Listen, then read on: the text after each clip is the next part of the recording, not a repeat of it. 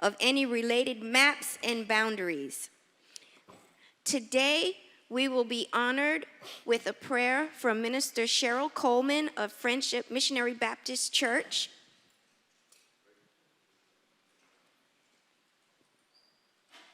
Minister Coleman.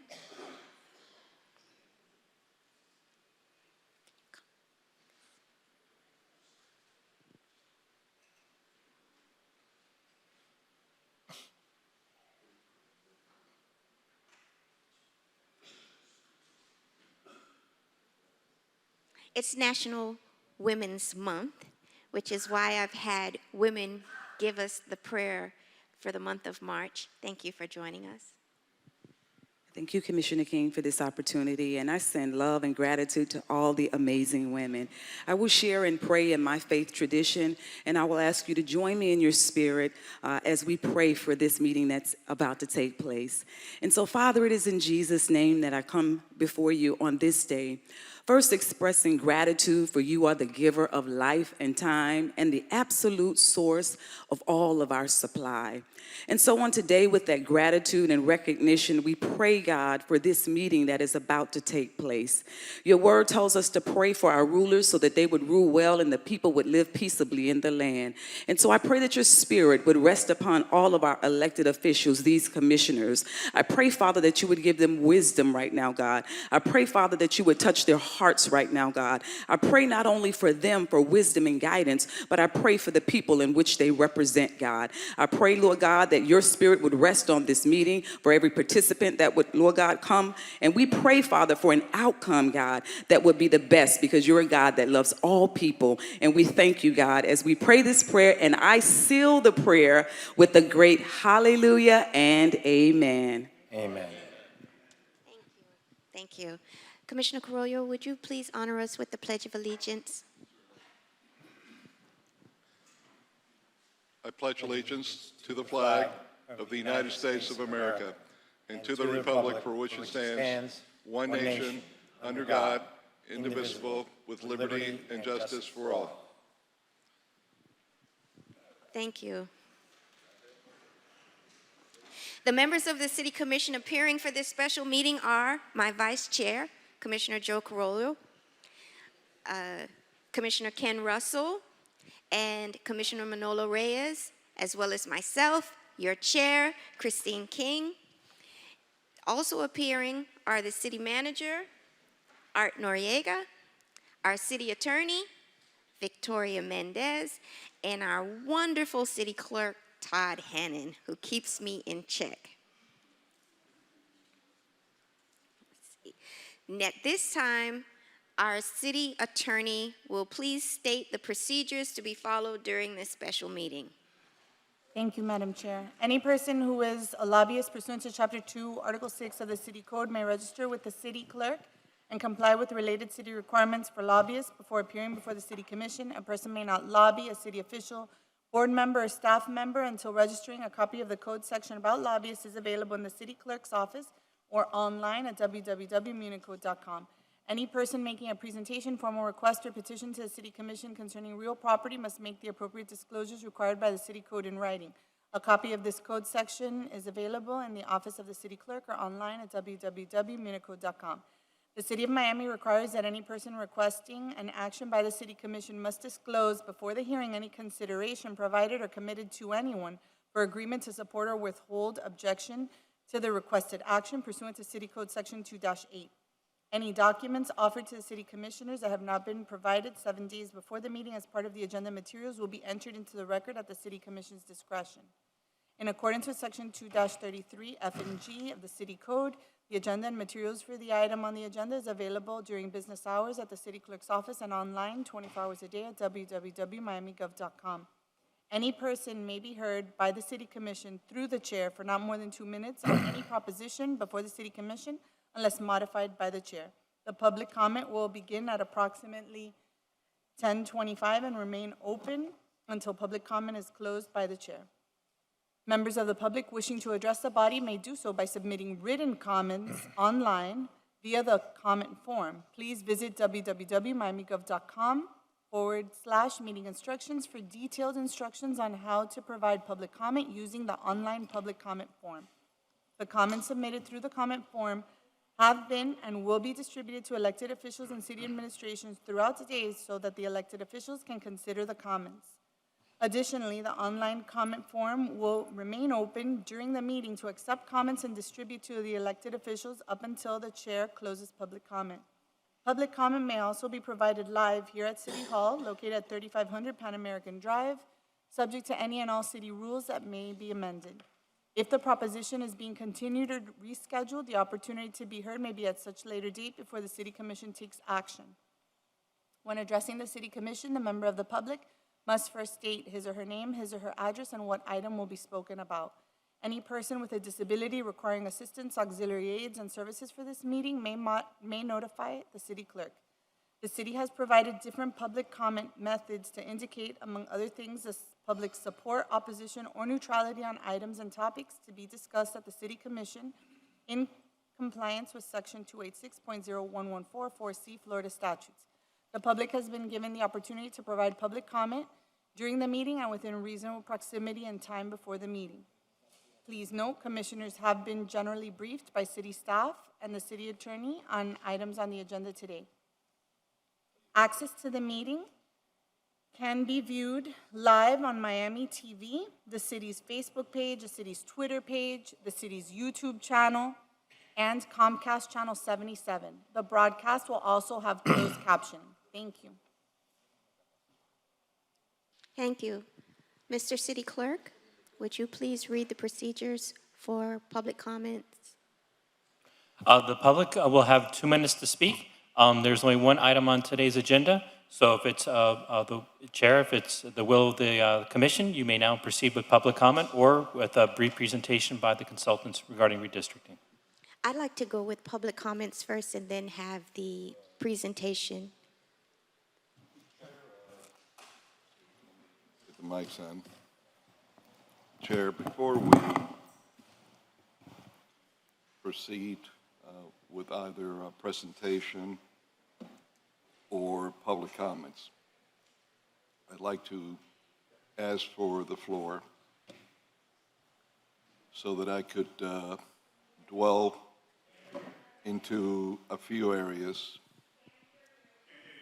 Well, I'm doing my best for you to hear me.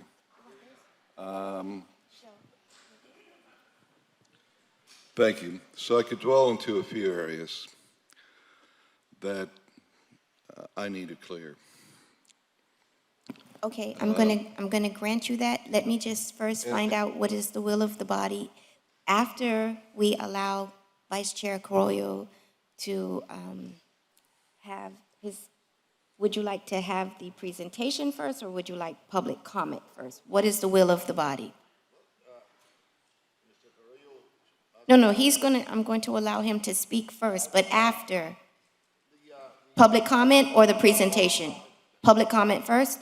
Okay, so we're gonna do, I was going to recommend that we discuss the potential tweaks as were mentioned by Mr. DeGrande based on the last map, because the public is only going to comment on the same things that they saw 2 weeks ago versus any new discussions we've all had from our new community meetings may change things, they may not, but that'll allow public comment afterwards to reflect on what we've decided. Yeah, that's a point. I mean, okay, that's fine. There's a rule in math that the order of the factors. Okay, so we'll have the presentation, and after the presentation, public comments, but for now, I'm going to defer to Vice Chair Carollo. Please go ahead. Thank you, Madam Chair.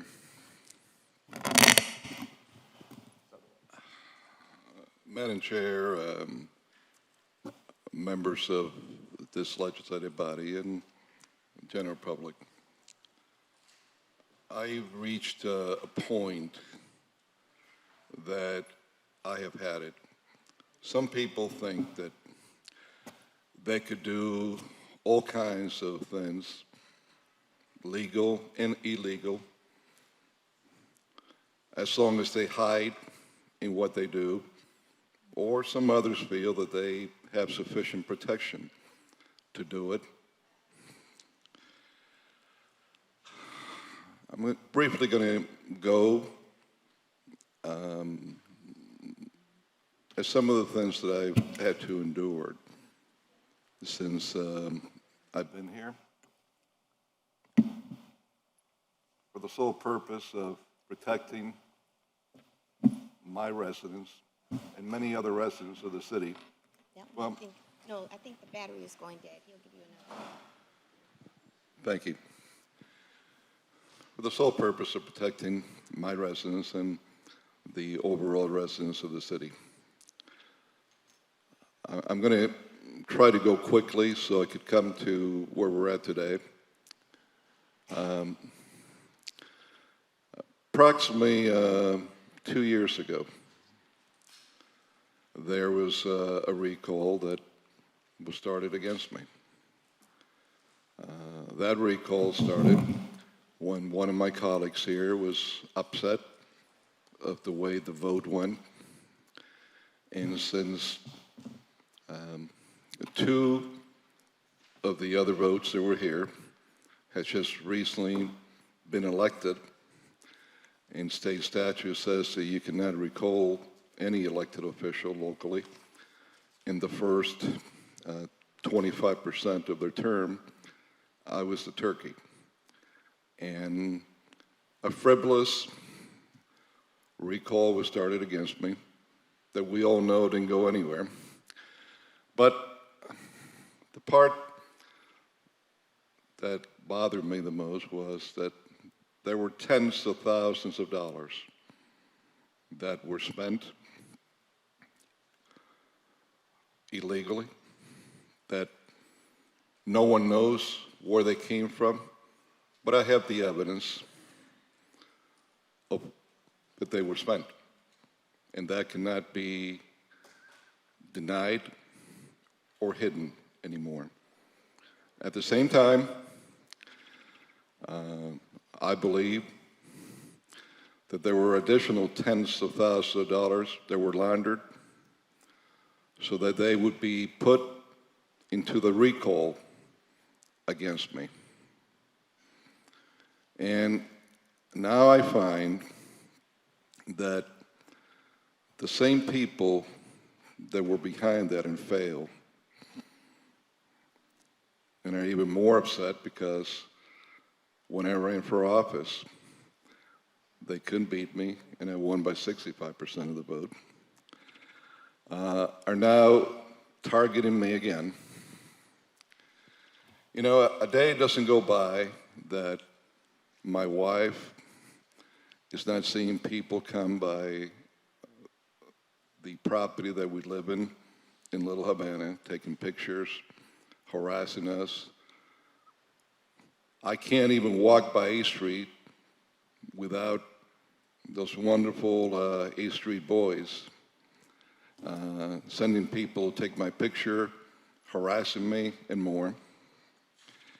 And now I find that in this redistricting, while it's normal for people to have different points of views, it's a democracy, thank God, that the same tactics, the same illegal dollars, but not at the level that was spent before, are being used to defame me. There have been some that have been paid so they could write little blogs and put little tweets and start the fake news and lies that I don't live in Little Havana, that I live in a property that I still owned in Coconut Grove, that in fact, when I moved into Little Havana, in the house that I rent, that somehow that deed was changed when I moved there. And it was probably Beckham or Jorge Mas that owned the house, and that I'm living free rent, that I'm not paying any rent. Or maybe someone else that needed something from this city. If there's a house that someone rents in Miami that has been looked at time and time again by people that want to harm me in the city, it's the one that I rent, and it's very clear that I rented from one of the largest rental corporations in America, that they buy homes and apartments, and they rent it. And for any legitimate media, I'd be more than happy to show every month how that corporation takes from my bank account the monthly rental payment that I make. And all of my neighbors that I had years back when I did live in Coconut Grove will be the first to testify. We wish he would live here. We got along with him great. He was a good neighbor, but he doesn't live here. And this is the kind of campaign that has been launched against me of defamation, of lies. And then all the A Street boys file an injunction in federal court to prevent me from voting today because they claim that I had a conflict because of a suit they have against me. Well, that didn't take, I don't think, even 24 hours for the judge to bat it down and deny it. But sadly, it is one of my colleagues that has been, since the recall, since this whole campaign, involved with these individuals to see how he can harm me. I do believe that I have every right to represent my district and vote like every one of us. But I do need to ask a question. Mr. Russell, do you live in the city of Miami? And where do you live at, if I may ask? Commissioner, are you interrogating me about something? I'm asking a direct question in public. I'm getting the feeling that you are accusing me of something. Well, are you afraid to answer the question, Mr. Russell? Sir, I live in Coconut Grove. Okay. It's the same place that you lived for a while? Yes, 20 years. 20 years. Well, that's funny because there's a warranty deed here from June 25th, 2021, that you sold this property in Coconut Grove. That's 9 months ago. And you still live in there? I'm renting it. You're renting, okay? I figure you would say that. So let me go into the next area before we question this. Now, I know that many of the people that are here are your supporters that you brought, and I certainly respect that. Hold on. Hang him Hold on. from the highest tree. Commissioner, Yeah, this is the Commissioner American Carollo. way. Commissioner Carrillo, please don't engage the audience. And audience, please don't make outbursts like that, or we will have you removed. Please don't make outbursts. I allowed Commissioner Carrillo some time to speak. Commissioner Russell, you do not have to answer his questions if you do not want to. And Commissioner Carrillo, Thank you. okay. In your financial disclosure to the city of Miami, for the ending of December 31st, 2020, pandemic year, the worst of the pandemic. You reported that you owed in your mortgage on the home before you sold it in Coconut Grove, $297,528. Madam Chair, this is inappropriate. No, it is very much It's appropriate completely because it goes inappropriate. Oh, right wait. to the heart of I'd like what to we're ask discussing today. And that if there's a formal investigation to be had about my personal finances, this is not the forum, nor the day, Well, nor the agenda to do so. It is part of the agenda. I'm to see very if you happy have to a be right vote on transparent, but this or is not. inappropriate Hold on, 100%. Hold on. Commissioners, we can't have a back and forth fight. Commissioner Carollo, I do agree with Commissioner Russell that this is about redistricting. This meeting is about, and But and this I. it goes to the heart of it, if he has a right to vote or not. And We Madam really Chair- don't know if he Hold does on, or hold not. on. Madam Chair, hold this on. is also about residency, Hold it's on. also about residency, Yeah. Okay, okay? hold on. What I don't want to have happen is that we start fighting with each other. I'm going to allow Commissioner Carollo another 15 minutes. That's all I need. And it's with respect to redistricting, he has a point to make, and Commissioner Russell, if you have something akin to, I'm going to give him 15 more minutes. Before he continues, though, because he's going down a very personal path with me for the next 15 minutes, I don't and I think I'll understand even this is need it. public Hold on, information. hold on. I would just like to ask, Commissioner Croyo, I've seen this before, where you feel attacked personally, you attack back, and I respect that. I do not have to do with these attacks on you personally about your residence, and there is no reason for you to come after me on my residence. The Grove feels attacked on its boundaries, and they're fighting back. That's their prerogative, and it's your prerogative to defend yourself and fight back as well. I am not your enemy. I am representing my residents that I serve to try to protect their boundaries, but I have nothing to do with the attacks on your home. I have nothing to do with that. I'm not spreading rumors. I am not spreading ill will. I'm not making accusations.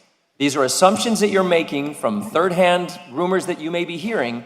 Trust me, I'm hearing them too, but I am not piling on. I have not brought that up once on this dais about your house, ever, and I would not. I don't believe a word you said, but beyond that, let me go on. On the end of your 2020 financial disclosure, December 31st, Chair, I believe this is outside. you the showed scope of you only had $3,400 in the bank and that you owed $297,528 on the home. 3 months later, Madam Chair, I would like him to restrict his comments to my residency of where I live. Well, this He's is where I'm he's going. trying to create a storyline of my finances that has nothing to No. do with where I live. This has to do with I where can you live, rent sir. in the district, I can own Hold in the on, district. hold on. Do we need to take a recess for a second? Oh, we Do may. we need to No. take a recess for a second? The problem is he's scared to death what I'm going to show next. And he knows it. He knows where I'm going. I understand, but we need to keep the meeting focused on redistricting. It We is. have a lot of, I don't know if he has a right to vote here today or not. but And I got to go through this.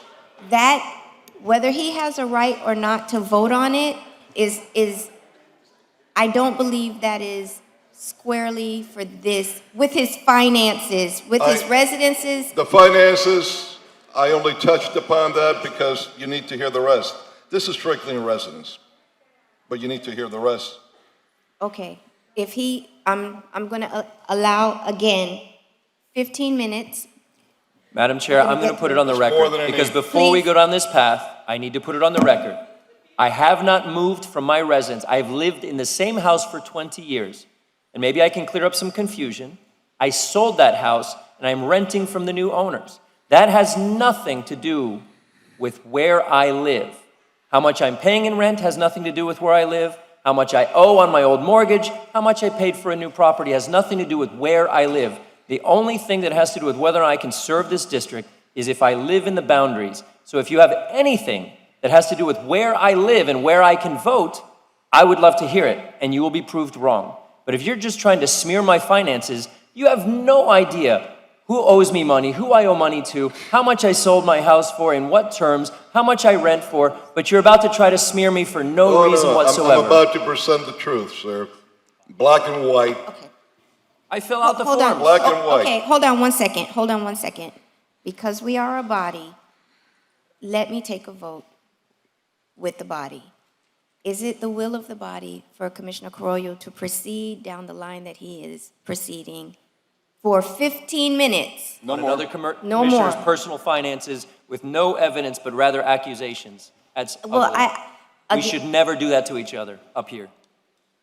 Madam Chair. Commissioner Reyes? He been accused of not living on his seat, and on the district, and he couldn't vote, or that he has certain intention. I just want, I think he has a right to defend himself and to express his doubt about any one of us if we are really Okay. represented or not. I don't understand. So you think Commissioner- we should have this fight? Do I get to say? I'm asking you if we should allow. I believe that every commissioner on this dais has a right to defend themselves against false accusations, including Commissioner Russell, including Commissioner Carollo, includes all of us. If there have been false Okay. accusations. Okay. Wait a minute, you asked me a question, let me finish the answer. Your answer is yes. No. I get it. My answer is yes. But the audience should not be siding with anybody here or an outburst. I mean, And if they do, we- then go somewhere else, because that's not can't- what this is for. I There's a understand. debate, there's a debate. Yes, I Between commissioners, so Well, what this we is, do. right. We're all this is- duly elected this- officials. Right, I So he understand. has a right to espouse his point of view, and he Yes. has a right to defend himself, because we don't know what's agree. really happening behind the scenes. At least Commissioner Carollo is doing it directly, not in the darkness, not in the shadows. Well, what I'm trying to get at is what is the will of the body? And it appears to me that the will of the body is to give Commissioner Carollo his 15 minutes so he can finish, Absolutely. because I don't know where it's going, Commissioner Russell. I personally don't think maybe this would be the venue for it, but I understand, and I would not take it away from any of you if you felt the need to have to fair. express yourself and to clear the air. So, Before you vote on continuing, I have a question for the city attorney then, please. go right ahead. Because these are my personal finances he's talking about. These are public. It is, but this is not the place. My question to the city attorney is, if I'm going If into the this point body- of residence. Let him ask. If the there is a city- question of ethics or impropriety for someone's ability to vote up here, or whether they're voting illegally on an issue where they have a conflict, or whatever's about to be accused, is there a body that is meant to investigate and adjudicate that? Or is this the body to do that? And if we are the body to do that, do we need to take special steps to create an investigative session to go into that on another commissioner? Do we have that purview? And what is the right venue? The commission does have the ability to investigate the matters of other elected officials through impaneling an investigative panel and all that. We've done it in the past in a slightly different way because we've delegated it to someone else. So that can happen. What is through the an process to impanel an investigative panel? It would have to be a resolution of the commission, and then it, proceeds through the charter provisions, and they meet and talk about these things. If there's an active investigation, I don't know if that's what's about to happen. So, Commissioner Croyo is going to make some sort of accusation here because he feels attacked on his own home. Well, not by me, but for some reason he wants to come at me because it's my district that's being changed and I'm defending it. So whatever smears come up here can then be turned into some sort of investigation if impaneled properly by this board. Is that correct? But this is the venue to air it out. Is that what you're saying? If the board chooses to impanel that investigative panel of the commission to look at acts of one of its elected officials, it can happen, yes. What I'd like to ask of the body and of Commissioner Carollo, to start with, what is the accusation? Not the lead up of smearing my family, my name, whatever, but what is the accusation that's being made so this body can decide whether they want to hear further? Is it that I don't live in my district? Or is it that I don't pay my rent? Mr. Russell, I made the statement, the original statement. The problem is that you're petrified for me to take a few more minutes and go through this. Let me take the vote, I- Commissioner I- Carollo, yeah, because thank if it's the will of the body, do I have a motion? I'll move it. Second? All in favor? Aye. Aye. No, God, no. I know. Motion carries. So we're going to allow. Yes, motion passes 4-1. We're going to allow Commissioner Carollo, Victoria, I understand that this is proper to allow him to speak? I don't have a crystal ball on what's, but if he has something that's pertaining to Yes. redistricting Yeah. in general, then yes, Okay. he can speak. Commissioner I just don't know what. As a follow-up, Madam Chair, I would like the same 15 minutes to discuss Absolutely. Mr. Carollo's home, Absolutely. the legitimacy of his ability to vote, Absolutely. any Absolutely. ethics violations, Okay. any financial violations. I'd be glad to. Absolutely. Okay. Commissioner Carollo, you may proceed. Thank you. Thank you, Madam Chair, Commission. Can this lady here be calmed down, please, before I start? If you could go back on the clock.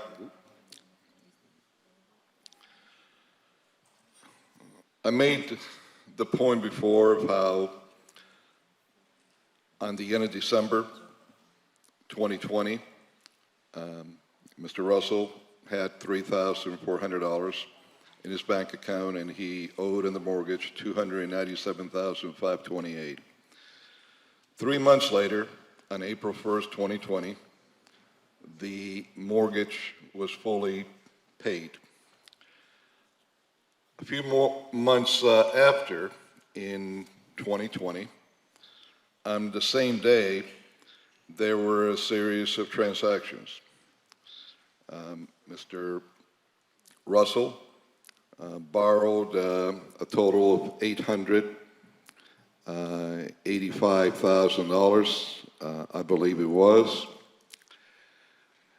The same day, he also bought a lot in Coconut Grove for $800,000. The mortgage was on both of these properties. The money that he borrowed was from a private lending institution, private banking. And the same day, the private lending institution assigned that mortgage of $885,000 to a corporation called Pinalilo LLC, Florida Corporation, that says that the owner of this Pinalilo LLC is another corporation, Pudol LLC, that does have managers and owners. Very prominent, major contributor to the Republican Party of Florida, to Senator Marco Rubio, and others.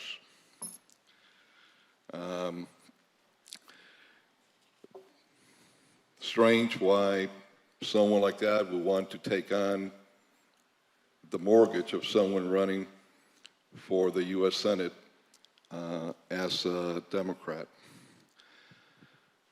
Then, in June of this past year, in fact, June 23rd, Mr. Russell sold the home for $970,000. It was sold to a Delaware corporation that was formed 2 days before he sold it. There's not even a manager in the corporation, only the registered agent, which you're allowed to in Delaware because that's why people go to Delaware, so you don't know who's behind it. The only thing that you could tell on the mortgage, the satisfaction of mortgage of the people that he sold it to. They put a mailing address of 21 Vista Mar. He said Coconut Grove, 33143. 33143 is actually next door in Coral Gables. Vista Mar is actually Vista with an L Mar.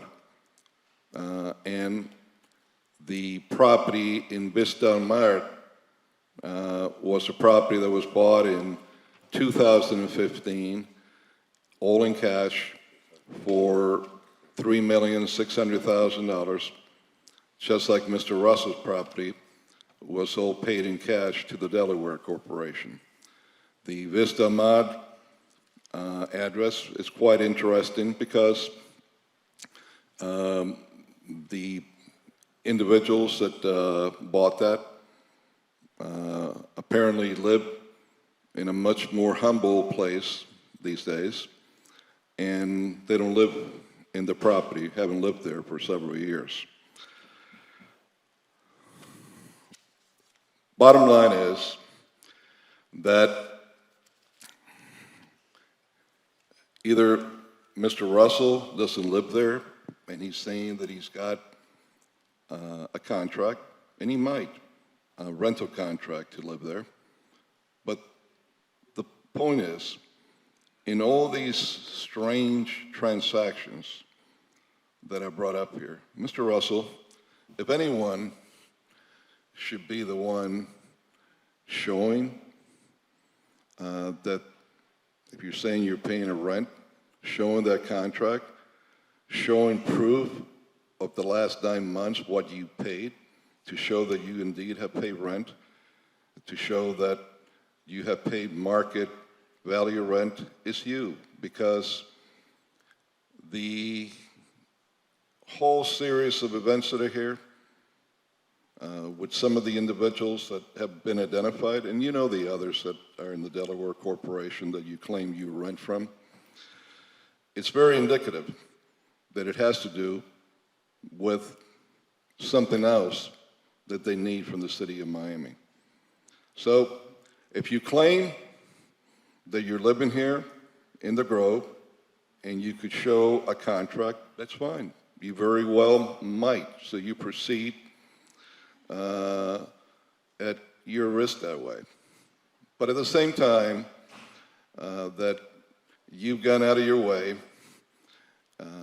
with your friends, the same ones that you plotted the recall against me, and every person up here knows that at that time that you were behind that, with others. You can, excuse me, the lady that you had start to spread the lies that I wasn't paying my rent, that was it Beckman that owns my property and so on. Gee, Joe, I have you no know, idea what you're talking about. Those that live in a house of glass shouldn't throw stones. And that's the whole point that I want to make today. I have sat here, and even though I knew, we all knew, you conspired to hurt me, defame me, that whole ugly recall that didn't go anywhere, I still treated you decently here. I try to work with you. I try to ignore it. But this is where I say enough. I'm not going to take any more of your behind from the back knifing.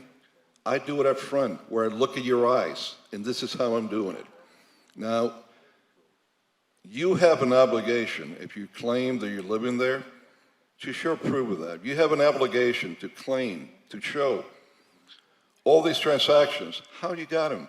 Why would a big Republican contributor be putting money for a mortgage for you for $885,000? What did you get? Approximately $300,000, a little under, to pay off your mortgage before. And very conveniently, it was done in the same year, so when you do financial disclosures, it won't be seen, because what shows is the $885,000 you borrow, so anybody wouldn't know about the $300,000 unless they look at the mortgages. So if anyone has to show how they've gotten $300,000 approximately to pay a mortgage, how they went about in getting another $885,000 mortgage for just a few months. If anyone has to show why, when you saw your house, probably, maybe, for more than it was worth at the time, but certainly high price, to a Delaware corporation, it is extremely odd that someone that buys a home like that is then going to rent it to the person that they bought it from for 9 months, and obviously it's going to be a lot longer from what I see if you're living there and you have a contract like you say. So I think you need to clear all that out to the public so that everyone knows exactly where you live at and who is behind you financing your mortgages and where you live at. And of course, I'll say this to your face, you're not running for the U.S. Senate. You're doing the same thing you did on the congressional race. Fill a bank account full of money. Madam Chair, Yeah, and then you're not going to run. are we going a little beyond the scope? I have nothing else to say, Madam Chair. Madam Chair, I have a question. Except, I have a question. well, stop that so he could ask a question, yes. I have a question. I heard, your statement. Hold on a second, Commissioner Reyes. I said that Commissioner Russell can respond, and I'm going to let him respond, and then we can ask questions if necessary. I don't think it's necessary to I'll yield to answer. the Commissioner. You want a question? From Commissioner Reyes has a question of Commissioner Carollo, or whatever he wants to say, that's fine. Yes, I have a question to Mr. Carrillo. You had stated that there's some, what to do, people behind him. I don't know with what intentions, but since you have said it, could you identify those heavy contributors to the Republican Party and whoever is behind all of this? Yes, Commissioner Ray is the individual that took assignment on the same day that he went and got this personal loan for $885,000 from Benworth Capital Partners LLC. The individual that shows as the manager of the LLCs is Domingo Moreira. I've never, in all my years in Miami, have met Mr. Moreira, but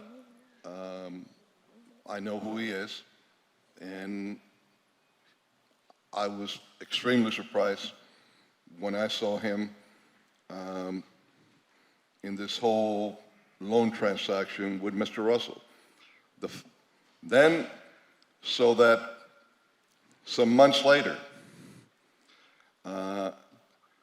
you could have Mr. Russell sell his home, top dollar, to who knows who, even though he knows who it is, and I think he knows that I know who it is. But since it's a Delaware corporation, it's supposed to be secret, we'll let it be secret for now.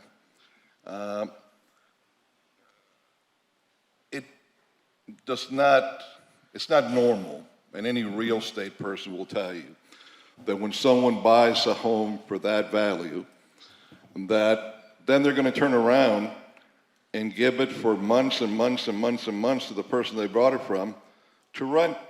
You might do that for 2 or 3 months, you know, if they need that to finalize and get their stuff together to the new house they're moving to or so. But 9 months, it's very odd. And if he claims that indeed he's renting there, then he shouldn't have any problem in showing from day one the contract. He could do it Right at the end of the day, tomorrow morning, show the contract. Show every payment that you've made there, and that they're market rate for rental. Now, what I am going to ask the clerk to do is, Mr. Clerk, if you could send a copy of this portion of the meeting to the agent in charge of public corruption at the FBI, the agent in charge of public corruption at the IRS, the agent in charge of public corruption at the Florida Department of Law Enforcement, the state attorney's office, and you might as well send it ahead of time to the Broward State Attorney's Office in case that they feel that they don't want to investigate it here because there might be any kind of conflicts. And I'm not an investigator, but I'm not also a punching bag. Now, if this is me, some of these same fine people that he's brought here would be screaming for me to be hung by the highest tree. But it's not me, so it's fine. You know, everything's hunky-dory. So, having said that, I'd like to make one more statement, Madam Chair, and still have minutes. Go ahead. What I am not going to let Mr. Russell and his group of crooked allies that have been after me for some time is to use me as the reasoning that they could challenge whatever decision this body makes today in the courts and come up with all kinds of baloney. If I owned a house, which I do and everybody knows in this district, if I did it to move in it or not, you'd be surprised on the story in the future of my house. But that's my business. The bottom line is that even though the courts didn't allow it,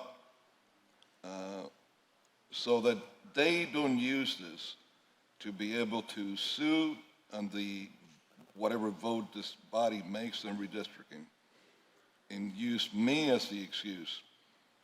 I'm going to abstain today, even though I feel I have every right to be able to vote today. And I'm going to leave the future of our city, the future in having a balanced districts, as was the intention when I was mayor and I brought districts to the forefront and I fought and put my political neck on the line for it to happen. I'm going to leave it in the hands of all of you to decide today, whatever it would be. But for these people, don't let them think that I'm a punching bag. And Russell, learn to fight like a man up front, not knifing behind the back. Just because I didn't fight back on the recall and everything else doesn't mean that I don't know how to fight, doesn't mean that I'm scared. And the only reason that I'm not bringing up the next chapter, the tens of thousands of dollars that were spent illegally against me in this recall, is that I don't want to muddy it up.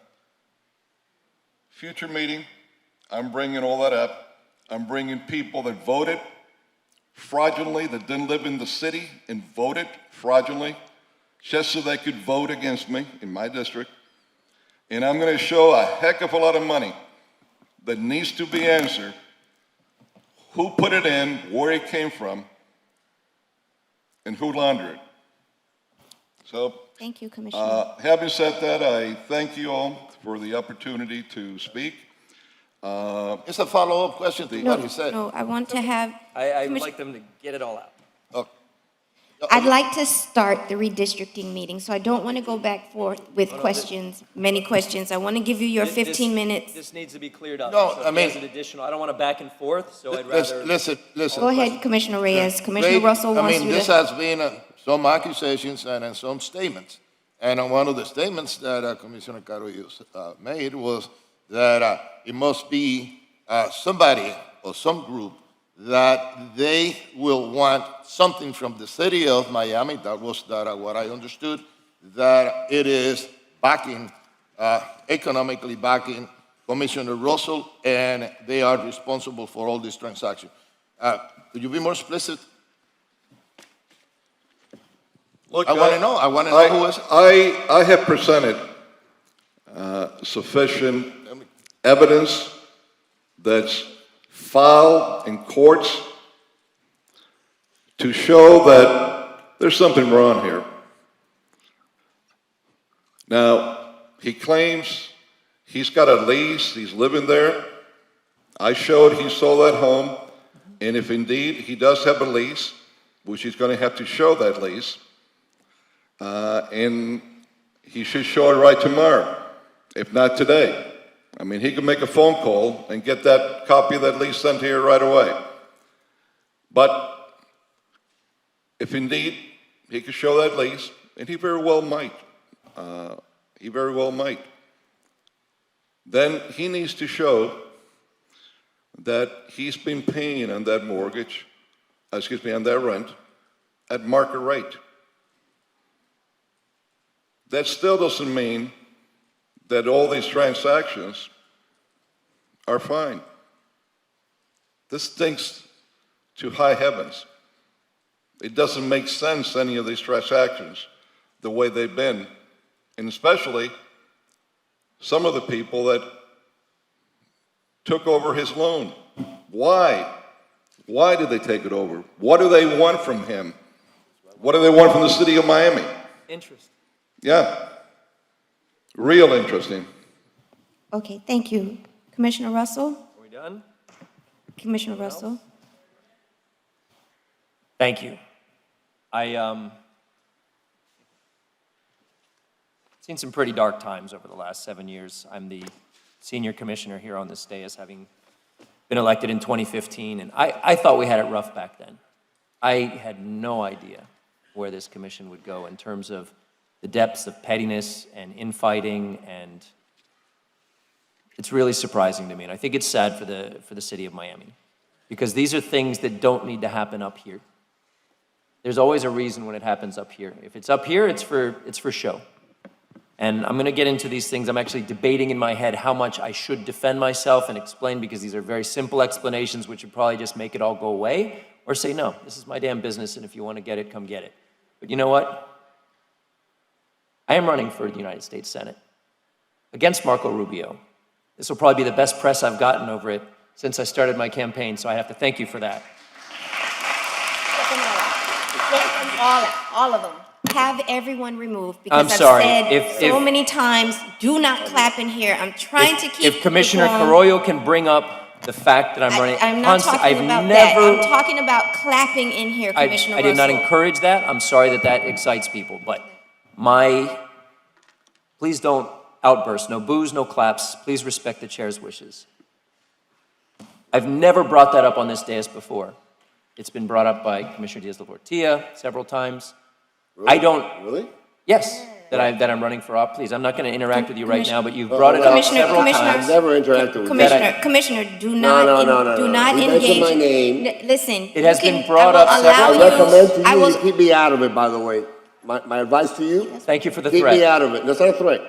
Commissioner, advice, Commissioner, keep me out of Commissioner, it. please, do If not. you want to, Do not, if have you a would like great- to, Commissioner, if you would like to address him, I will give you the Thank opportunity you. to I want- address him. I We- want 15 minutes still. Oh, my God. I'm sorry, it's in the minutes. It has been brought up before that I'm running for the United States Senate. It has been tried to be used to be an angle on things that we vote on this dais, and it's completely irrelevant, and I've never brought it up, and I've never used this dais to promote a campaign. In fact, I actually held off declaring my run back in June. I wanted to declare earlier. but I was very worried about how this dais would react to me running for federal office against a Republican and whether that would affect my ability to get things done up here. So I held off. And it was actually on a day that we had a very crucial CRA vote that I did declare to run. And Commissioner Carollo came up to me and he said, Marco Rubio's never done anything for Miami, good luck. And he shook my hand. He shook my hand. Commissioner That Carollo, please don't. He shook my hand. Let him And finish. That gave me a sigh of relief.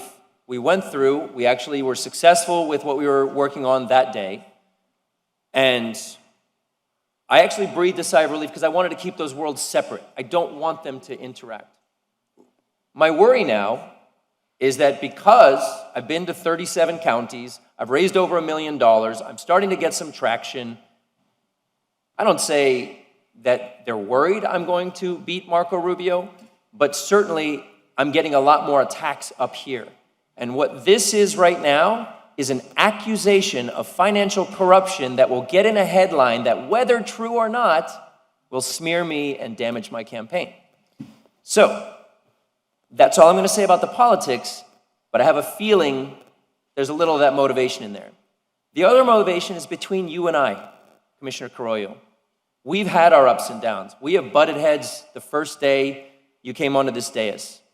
And I have to say, I learned a lesson pretty quickly. I had really thought, you're a force of nature and can be considered a bully because you are strong in what you believe in and the way you come out and when you're attacked. This is what we're seeing right now. And one of the very first votes we had was on board chairmanships. And I voted against you to take the Bayfront Park Trust board chairmanship. I thought Willie Gordon wanted it and I was going to provide, but it wasn't about trying to get in a fight with you. I realized at that moment I was the only one because I did step up and nobody else was with me. I said, you know what? I'm going to go to that first Bayfront Park Trust meeting and try to break bread. And you said, did I offend you? Do you have a problem with me? I had no history with you. I wasn't trying to pick a fight with you, but clearly I had. And you and I went rounds for a good year there. I have never participated in the activities to try to unseat you from your office. I have never raised $1 for any campaign to try to recall you. I have never raised $1 for any candidate running against you because my job up here is to get my job done for my district. And in the political minority on this dais, that's very hard for me.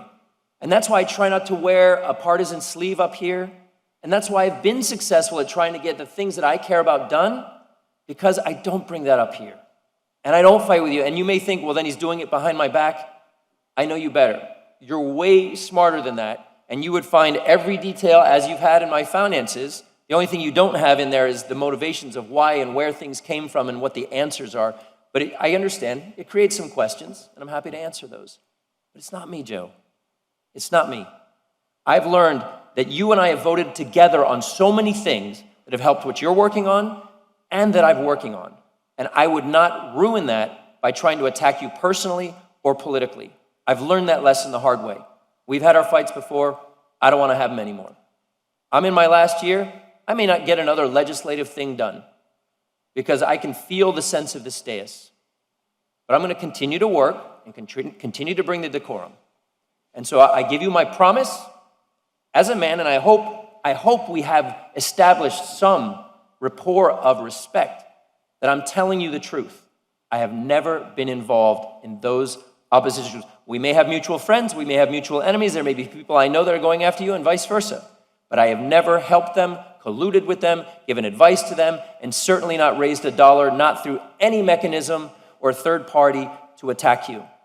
And if ever asked, I would say, no, I got work to do. I don't have time for this.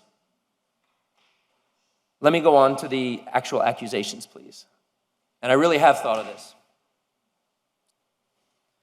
So, my wife and I have lived in our house for 20 years now, almost. I bought it in 2002, 2003.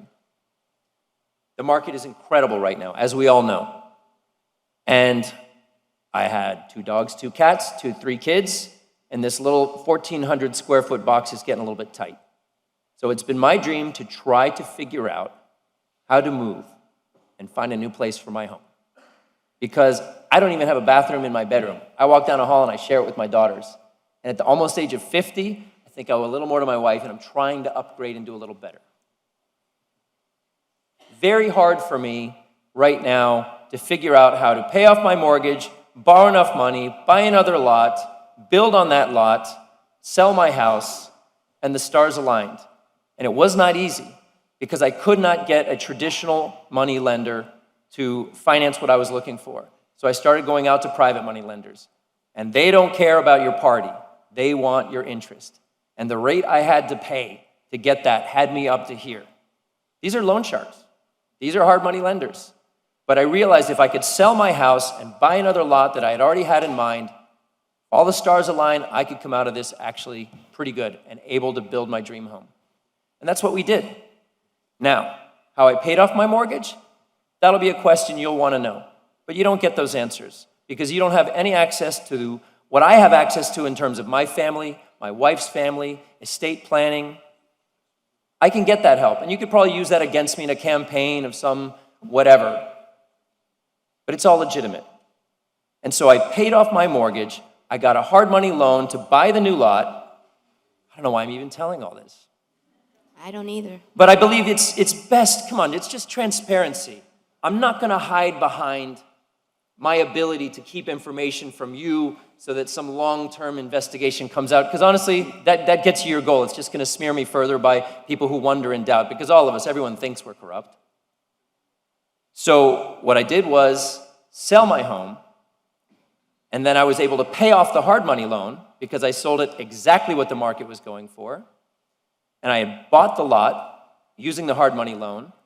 And the sale of my house was able to clean all that off and pretty much make me debt-free. Now all I got to do is figure out how I can find the money to actually build my house. So I've got a really nice lot that's not built, but I got to live somewhere. So then I go on the hunt for where I'm going to live.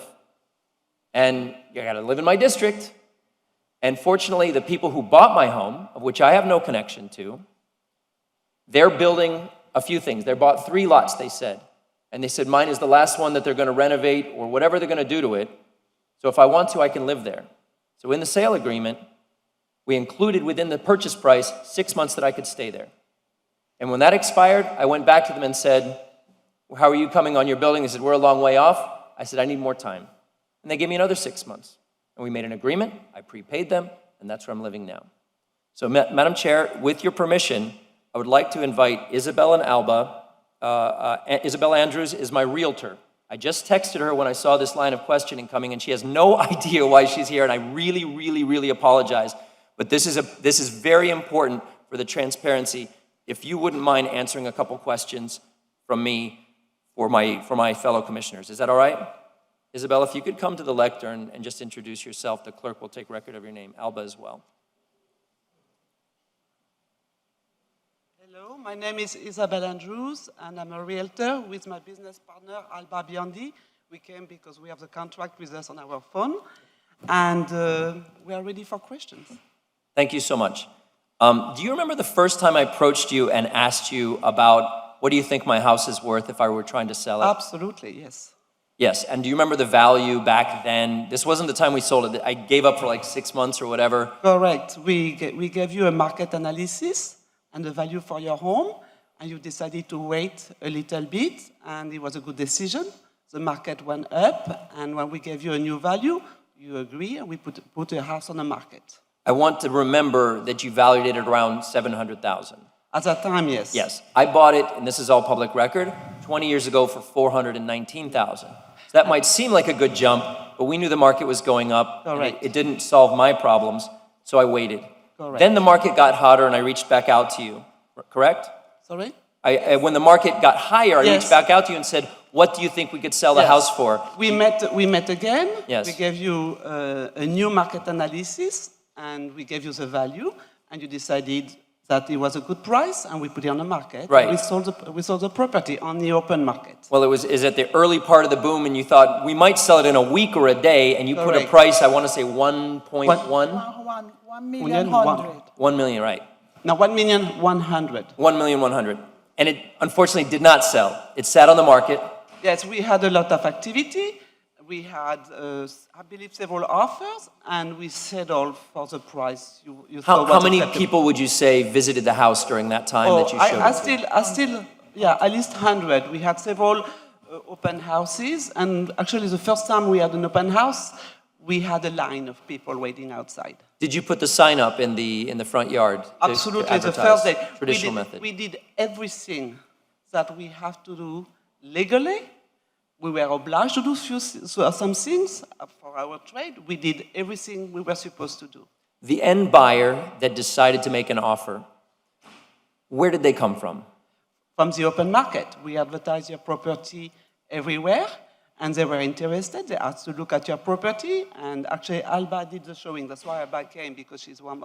Did I introduce you to them, or did you introduce Never, them to me? never. We So this found was a- this the was a- buyer. The buyer came through due process. We advertised at your home. He saw the advertisement. He came and visited your house. Did he visit the house? I don't remember. Yes, he did visit the house. Now, if I remember correctly, we were a little bit apart on the price, and we had the question about whether I could stay there because I wasn't finding rental rates. It was getting really high, and we didn't want to move and everything. Actually, we have done that several times with our sellers, because on the seller's market, when you get an offer, but sometimes people say, I don't know where to go. So it's part of the negotiation to stay in a house, sometimes for free, sometimes for a low rent, but that happens quite often with our negotiations. Got it. So in the end, it was unorthodox, but you introduced me, and we sat together. Absolutely. With It the has buyer. nothing to do with you. You never Right. advised us to contact the buyer. You never did anything. It came through due process and a normal transaction. And so if I remember right, they agreed to a price under what we were asking for, but I said, if we can stay in the house for additional months. Yes, it was part of the negotiation. So it's a normal negotiation. And was that captured in the sale agreement? Did it say that? Yes. Oh, yes. We have a contract, and we can show the contract if you allow us. And if I remember, it was 6 months and 4,000 or 5,000 a month. Sure, absolutely. It's in writing, signed by you and by the buyer, and attorneys were involved. Got it. And then when the 6 months finished up, and we realized, of course, we're not anywhere near building our new home, we didn't do the extension of the rental through you, but I think I reached out to you. You did not have to, because we did not represent you at that time. Yeah. We just, the lease is expired. It was a lease. Yeah. And after you renewed your lease with us or not, that's Right. that's And your so freedom. We got another, well, if I remember right, what we agreed with the new owner is that we would get another 6 months, but he would give me a little discount because I would pay all of it up front, and I would cover everything, like if the air conditioner broke or leaks or whatever. We did not. You don't even know about that, okay. We did not see the Right. deal we had. But it's a normal, that happens, what you did happens all the time with our clients. We represent sellers, sometimes we represent buyers and sellers in that case. That's what happened. But who gave us a business? The seller gave us a business. So we represent the seller in our best ability. And for Mr. Russell, it was good for him to stay in his house. So we negotiated that, and we did that several times. Actually, with the seller's market, it's quite But easy thank to you. get that deal. Final question, if I could, Madam Chair. The lender that we paid off, the short-term lender, the high-interest lender, were you involved? I can't remember. Your attorney. Okay, that's We right. were not involved, Got but it. not us. So they got, but in the sale of this house, that loan got paid off as well as, so that, In the seller's, in a HUD. Yes, I believe it's in a HUD. Okay. I have to review the HUD statement, which is a closing statement. thank you. So, Madam Chair, I will not use any of, thank you so much, Isabel. Thank you for coming down, Alba. I appreciate it. I will not use any of my time to attack Joe Carollo or his house or whether he should vote. That's never been my argument or attack on redistricting. A lot of people are bringing that up. He has a lot of enemies of his own making. I am not one of them. You are chasing ghosts with me. But it is a very standard feeling when being attacked to attack back on the same thing you're being attacked on. And I understand that. If you think I'm going after your house, you're going to come after mine. If I kill your dog, you're going to kill my cat. I get it. We're not having that war because this isn't about you and me. This is about the district lines, and man, I am really fighting to try to keep the Grove together. I'm not using dirty tactics to do it. I don't think I'm going to be able to pull a rabbit out of the hat here, but everything you just threw right now could paint a picture. I could see where you could try to, those lines could point that way, but it's not there. Thank you, Madam. Thank Madam you. Chair. Thank you. Madam City Attorney, would you please read into the record so that everyone knows that what just transpired here, although may not be what we wanted to have happen today, is absolutely within the purview of this body? Pursuant to Section 14, the Commission may investigate official transactions, acts, and conduct. The mayor, city commission, or any committee thereof may investigate the financial transactions of any office or department of the city government and the official acts and conduct of any city official, and by similar investigations may secure information upon any matter. Thank you. And at this, Did she read section 14? You did not. I read the first part, which I thought was pertinent of I Section 14. want you to read the whole thing into the record, Okay, please. the whole thing. In conducting If you don't such mind, Madam Chair. investigations, the mayor, city commission, or any committee thereof may require the attendance of witnesses and the production of books, papers, and other evidence, and for the purpose may issue subpoenas, which shall be signed by the presiding officer of the city commission or the chair of such committee, or as the case may be, which may be served and executed by any police officer. okay, Thank you, Madam Chair. I just wanted to put a ribbon on my statement because I realized I didn't actually address the actual accusation. I had no contact with the lender who lended me money, other than the high interest rate they were willing to pay me in order to lend me that money. I had no contact or information or awareness of or relationship with the buyer who bought my house, which was brought to me by a traditional real estate agent who showed the house in a very traditional manner. And there is nothing nefarious going on with the cash flow within my personal business, and there is certainly no reason that I cannot vote on this dais. I live in my home that I've lived in for 20 years. It's not mine anymore, but I rent it, and I'm there within the district representing the district. thank you. At this time, I'm going to start public comment. Please line up. Are we going, I'm sorry, Madam Chair. Can Mr. DeGrande at least present his plan? Oh, is that what we said? We said you would. Yes, ma'am, I yes, ma'am. forgot. I The forgot. poor I'm guy's sorry. sitting there. I'm The poor sorry. guy's I sitting forgot. there. Okay, please present your plan.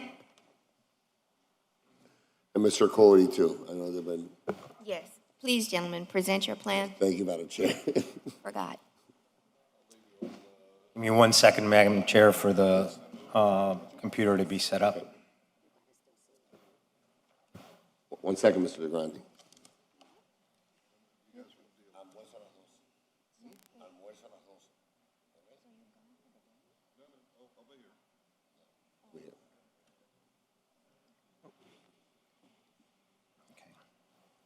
Go ahead. So it's still morning. Good morning, Commissioners. For the record, this is now the 5th advertised public hearing we've had on redistricting. And additionally, since our February 25th public hearing, you have each conducted a community meeting in each one of your districts to hear from your constituents. Now, first, permit me to recap some of the discussion that occurred at the prior hearing and the direction we were provided. At the February 25th hearing, we presented our revised plan. After our presentation, there was additional public comment and discussion by this commission. The commission voted 4-1 to make the revised plan the base plan for consideration of any additional changes. Now, because you voted to make the revised plan the base plan for further consideration, we have not made any changes at this time, pending further policy direction from this commission. Now, so far, only 2 commissioners have suggested additional changes to the base plan. At the request of these commissioners, we have modeled it and provided them with some preliminary numbers showing the effect of those changes. Chair King informed that she wanted part of the area we had moved from D5 to D1 along the riverfront restored to D5. Chair King's preliminary request would put the overall deviation slightly above 10% and lower the black VAP to 49%, but this could be remedied by making additional changes to the plan in order to rebalance D1's population and increase D5's black voting age population. However, we will need additional policy direction from this commission as to where to go to rebalance the districts. Also, Commissioner Russell has requested restoring all areas south of US 1 that were assigned to D3 and D4 back into D2.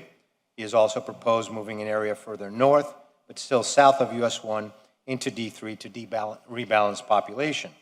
From south to north, this would include the area from where US 1 meets 95, using South Miami as the east boundary, all the way to the river on the north. Commissioner Russell's proposed change would make the overall deviation approximately 9.3, which is still a defensible plan. After my presentation, we look forward to getting direction from this commission as to what of those changes, if any, you wish to make. Now, during the February hearings, there were allegations that the base plan was somehow racist as a result of moving 114 black residents into D4. Subsequent thereto, there have also been media articles making the same allegations. As your consultants, Mr. Cody and I believe that we have an obligation to respond to those allegations on the record. So first, to be clear, in the 4 public hearings we've had before you so far, and in the 5 community meetings you have all conducted in your districts, the only allegation of racism results from the proposed movement of 1,597 residents from the south of US 1 to D4, which includes those 114 black residents. To put it in perspective, black residents comprise only 7.5% of D2. They clearly could not constitute a majority in a single-member district. Moreover, those 114 black residents are only 7% of the total population proposed to be moved from south of US 1 to District 4. Nevertheless, I think it's important to present additional facts on the record in order to provide more context and to see if the allegation of racism has merit. Now, the demographics of the city are as follows. It is approximately 70% of the population is Hispanic, approximately 16.3% of the population is black, and approximately 11.9% is non-Hispanic white. In a 5-member commission, the base plan provides for 1 majority black district, which is 20% of the commission. It provides for 3 majority Hispanic districts, which is 60% of the commission, and it provides for 1 competitive district in which there is no majority community. Now, for those of you who would like to read case law, the U.S. Supreme Court case of Johnson versus DeGrande is enlightening in this discussion, because in that case, the U.S. Supreme Court ruled that there was no violation of Section 2 of the Voting Rights Act, where minority voters form effective voting majorities in a number of districts roughly proportional to their respective shares in the voting age population. Now, in regard to those 114 black residents, the Miami Herald editorial board recently issued its opinion regarding the city's base redistricting plan. In this editorial, the Herald made the following statement, quote, "We wonder what kind of representation those 114 black residents will get in overwhelming Hispanic District 4. The statement is clearly meant, in my opinion, to imply that residents of one race or ethnicity cannot be effectively represented in districts where the majority community is of a different race or ethnicity. And so it may also be enlightening to look closer at the composition of the 5 City of Miami districts to see whether that is true. In D1, there are 9,762 black residents represented by a Hispanic commissioner in a majority Hispanic district. In D2, there are 6,968 black residents represented by a non-black commissioner in a district that is 70% non-Hispanic white and 48% Hispanic. In D3, there are 4,700 black commissioners represented by, residents represented by a Hispanic commissioner in a majority Hispanic district. In D4, there are 2,774 black residents represented by a Hispanic commissioner in a majority Hispanic district. In total, there are over 24,000 black residents in districts where black residents are not a majority of the district. In D5, there are 34,571 Hispanic residents represented by a black commissioner in a black majority district. In D2, there are 45,415 Hispanic residents represented by a non-Hispanic commissioner. In total, there are close to 80,000 Hispanics in districts that are not majority Hispanic. Now, surprisingly, neither the Miami Herald editorial board nor any of those alleging that the plan is racist has noted any of these statistics as an issue. Now, some would say that the statistics I've just presented on the record are indicative of more desegregated and diverse living patterns that continue to develop in Miami, which I believe is a good thing. But as I stated a minute ago, in the 4 public hearings and the 5 community meetings you have had, the only allegation of racism results from the proposed movement of 114 Black residents who are currently represented by a commissioner who is not Black to a district that is represented by a commissioner who is not Black. Now, in the last 30 years, I've been involved in redistricting and reapportionment of congressional, state senate, and state house plans, as well as school board and municipal plans. In the 1990 redistricting cycle, I successfully sued the Florida legislature for violation of the Voting Rights Act in the case of DeGrande versus Weatherall. As a result of that lawsuit, for the first time in 100 years since Reconstruction, there were 3 African-American members elected to Congress in Florida, where for 100 years there had been none. I've also successfully litigated in defense of congressional and state legislative plans that complied with the Constitution and the Voting Rights Act. But in light of the statistics I've just put on the record, I would respectfully submit that you do not have to be a redistricting expert to conclude that the allegation that this plan is somehow racist is simply false and inflammatory. It is. The facts are that this plan complies with both the 14th Amendment and the Voting Rights Act. Now, that is not to say that the movement of population from south of US 1 into other districts is not a valid policy issue for you to debate. Previous commissions have made policy decisions which divided traditional neighborhoods like Flagami, Little Havana, Allapattah, and Shenandoah, and those same commissions have made policy decisions that resulted in maintaining US 1 as a boundary between districts. And it is now up to this commission to decide what is the best policy to implement in the 2020 redistricting cycle in order to balance the population among districts as is required by the Constitution. Now, as we discussed, Madam Chair, in the February hearing, we've brought our computers. We're ready to address any changes you propose. As to specific changes, we will request a short recess so that we could make those proposed changes in the software program. We can then come back to you and advise us to the impact of those changes and our opinion regarding whether it complies with the law and the Constitution. And with that, Madam Chair and Commissioners, I look forward to your discussion and any additional direction you wish to provide. One second. Now, I'm going to go with the will of the body. Would you each like to make a comment now? Is that the will of the body? I have questions about what he said specifically. wait. Before, not a comment or an Okay. amendment or an action. So I want to understand better what he said. What I'd like to do is get the public comments. I'm trying to move so do you have to make them now, or do you have to, can you wait till after Wait, public comment? Well, I want. Wait, question. Well, no, you have to go in order. There's something I It's didn't 1, 2, understand 3, in what he and 4. said. I'm always last. No, but the thing is that I mean, I feel like I was attacked, Wait, okay. and hold on. I want to make sure Okay, that hold on. everybody knows. Hold on. You hold see? on.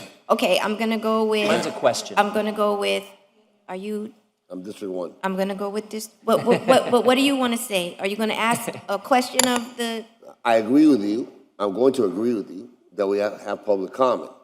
But is the public comment on the plan that we've already voted on? no, it's, Hold they're on, gonna. hold on. Or on the revised plan that we're gonna have issues with because there's gonna be huge debate on that revised plan, right? So the issue is a public comment on the plan we voted on already? Or is it gonna be public comment about the potential changes to the plan we voted on already? That's my Both. question. Public comment on redistricting. Do they know what the changes are? Whatever they want to say, are you gonna present the changes? Right, that's my Ma'am, point. if I am given Yes, direction. I thought you were, finish your, finish your presentation. I've basically, Show the. explained the you two got- Put the proposed. map up, put the map up. Just a quick question. map from is up. District Go 2 on ahead, what he Commissioner said. Russell. Thank you. I saw a few slides about racist accusations. Those accusations weren't made anywhere on this dais, is that correct? Where did those accusations? Not by the dais. So these are from public comments during your meetings or from the press? What was it from? These have been, In front of us. public comments have been made in the public comment sections. Racist allegations have been made in media Got it. reports. But for the record, no one on this dais has utilized the accusation of racism as a motivation for any of the lines that we're drawing. Am I correct? That in Not our in your, record, I don't not in recall your that. debate so far, no. Thank you. May I? Because this, Yes, please. this is the second time that I heard that. There was a lady that she's a pastor. The first time that we were having this meeting, she also brought the fact. I mean, she made the statement. How are you going to get people from Coconut Grove and give it to a Hispanic commissioner? Now I got statements that they have brought race into this argument, which is totally uncalled and unneeded, and it is completely divisive. We cannot allow that, and every time that we don't like something, stop using the race card in order to change. And what's really sad is that the race card is being used by white people. You see, that is what really it is sad. Okay, and to answer the question, and Miami Herald, shame on you for that editorial and asking how it is going to be, how 114 black residents are going to be represented by a Hispanic, a Cuban, to be more specific. Well, the same way that I represent 2,774 black residents, some of them that are my neighbors in Flagami. And I think that every one of us and every one of you, regardless of your race or where you come from, you will represent your district as if there were no race, you're going to be colorblind. You see? And we should do away with using the race card when you are not in agreement with some changes, whatever it is. I think that it is sad that we are bringing race into this equation.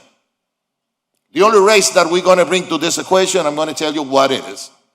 We have to keep diversity in this dais. And that's why we have district. And we have to say and do everything that is needed to make sure that there is diversity in this dais. If not, if we are not going to do whatever it takes to have diversity in this dais, let's do away with the district then. And then everybody will be, we will have 5 Hispanics right here, since we are 70% of the population. And in order to avoid that, the districts were created. And I will always, my main concern, and I have said it and I repeat it, my main concern is to save that seat that now is occupied by Ms. King. And I will vote for any plan that will save that seat. Is that clear? So let's get race out of this. Thank you, Commissioner Reyes.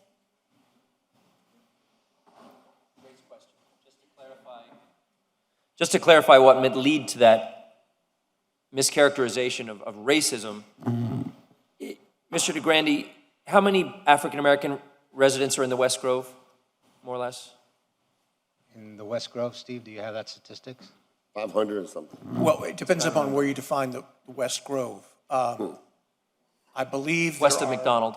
well, in all of the Grove from Rickenbacker down to the city boundary, I believe it's 2,067. That's not correct. Commissioner. Is that correct? Okay. No, but 2,677, he's excuse the me. expert. Well, he's trying to Okay, find the but West Grove. let him speak and then I'll Okay. recognize All you. right. Thank you. Okay.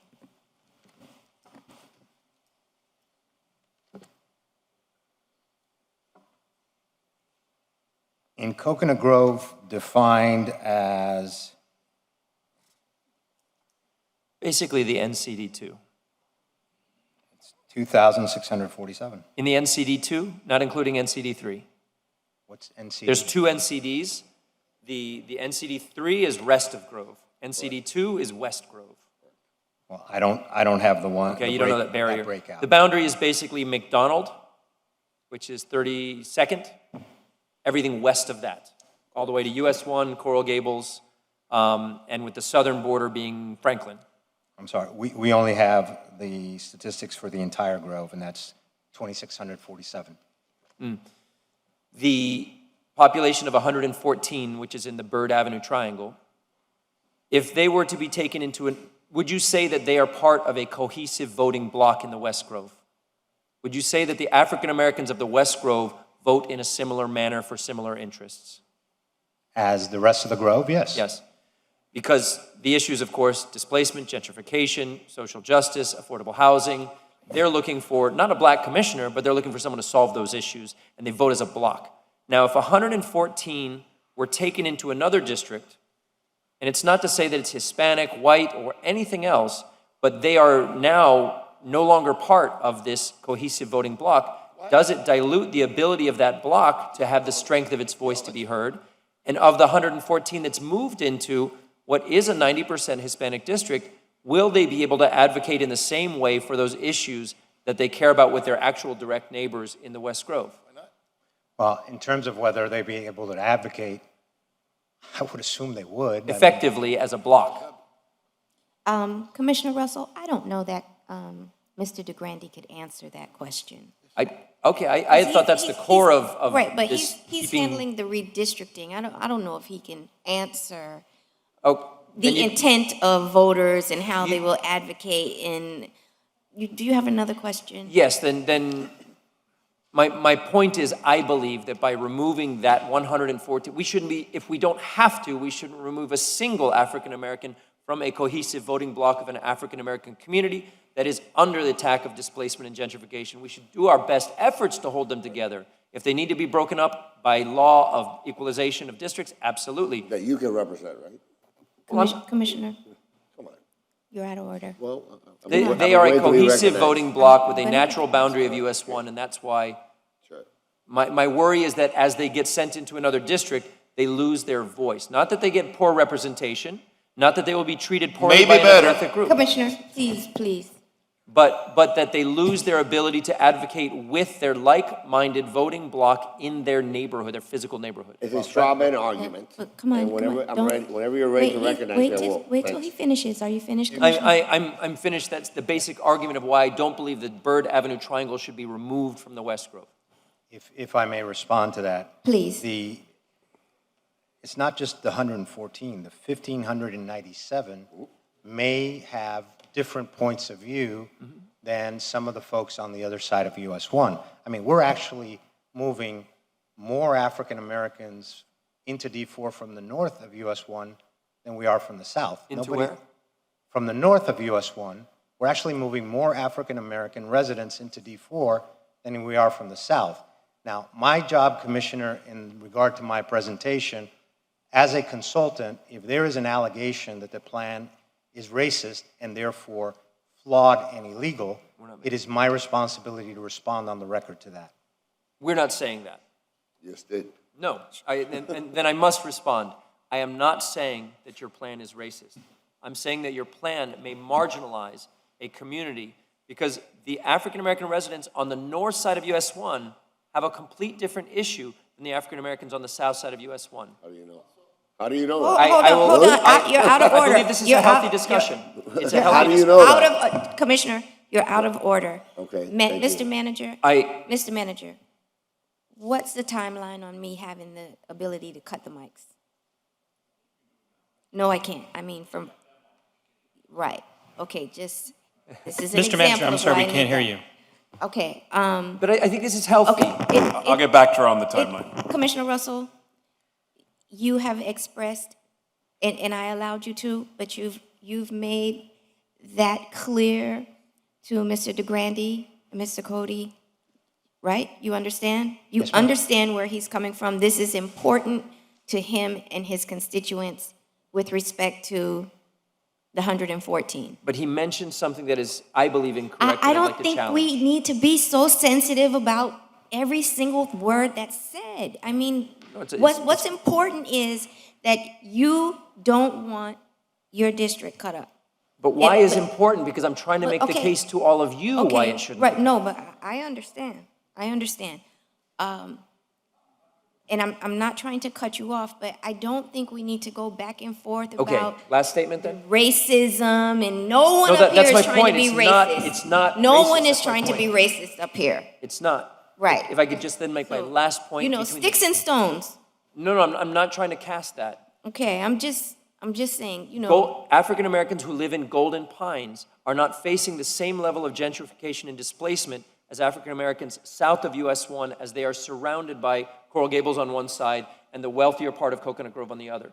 They have a very specific mission, which is not based on color. It's just based on trying to stay to live there. And that's their cohesive voting bloc. It's not based, even though they're predominantly African American, that's their cohesive voting bloc. And that's why I'm trying to keep them all together. Done.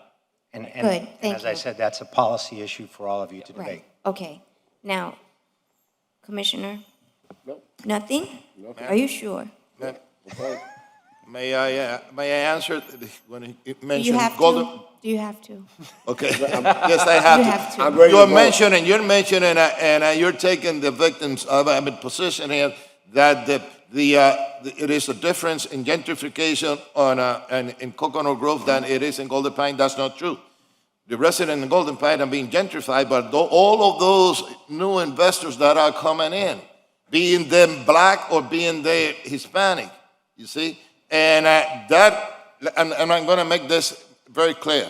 You see, I didn't ask for that sliver, but it irks me to any insinuation that they are not going to be represented because it was given to me. I didn't ask for it. You see, as a matter of fact, I don't want to see if it is going to create problems. The only reason that I will accept that is to save that seat. That is there. Okay? But to make those statements that they don't have the same need, yes, they do. They do. They're not going to be gentrified. Yes, they are. They are being gentrified. That there are more blacks in Golden Pine than there are in that sliver, yes, it's true. See, that I have close to 3,000 to 2,700 black residents that they are living in D4, and that is true. And they are being represented by me. There is no difference when they're going to vote for issues that affects everybody. You see? And in a general election, the same pattern of voting that any population has, be Cuban or be whatever it is, if it is black Cuban, they're going to follow the same pattern of election regardless of the district that they're living in. They vote Democrat, or they vote Republican, or they vote conservative, or they vote liberal. And that's it. You see? Because you live in certain areas, you're not going to change the way that you're going to vote. I mean, it is logical. You see? So, I think that we have gone through this before, but the only reason that I am using this time, it is to make sure that, because I'm sick and tired, I've been here longer than you've been living in Coconut Grove. I've been in this city. You see, I know Coconut Grove, when Coconut Grove was a place that people came to be high and peace and love and all of that. You see, I remember that. I remember that, okay? It was a bunch of hippies living here. I remember that. You see, I remember that. And one thing that I hate, it is that people use the race card in order to make whatever whatever positions they have go their way. Please don't do that, because that creates more division. You see? And we don't need more division in this city. What we need is all of us to get together and try to get people elected and to demand that we all are well represented, and every decision is to favor and improve the quality of life of the residents. That's all we need. Okay? Let's race out of this question. Do you have any more presentation? Can you have your map up and show us from the have you made any changes since the last? We have modeled both the requested changes from you and from Commissioner Russell. If you want, we could put those Please, up. can you, and explain them? Let's show, we'll show Commissioner Russell's first.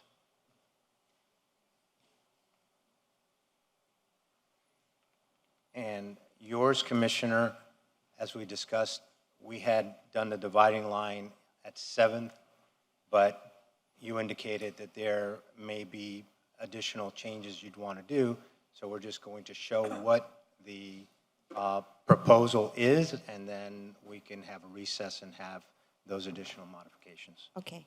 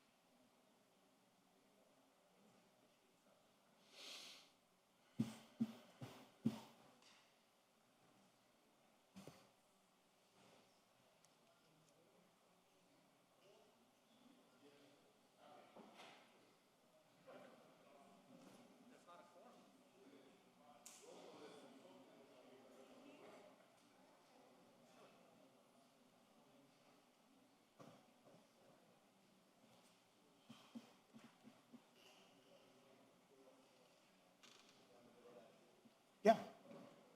All of them are separate PowerPoints.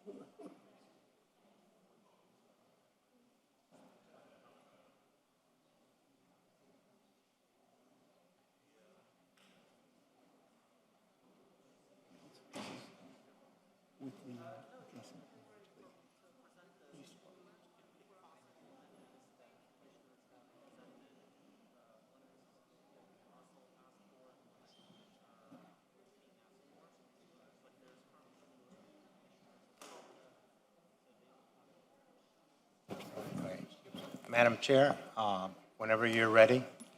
I'm ready. Please proceed. I don't need a quorum for them to do, and there's Commissioner Russell. There we are. They're here. All right. I apologize, that was a call from my wife saying, what is going on?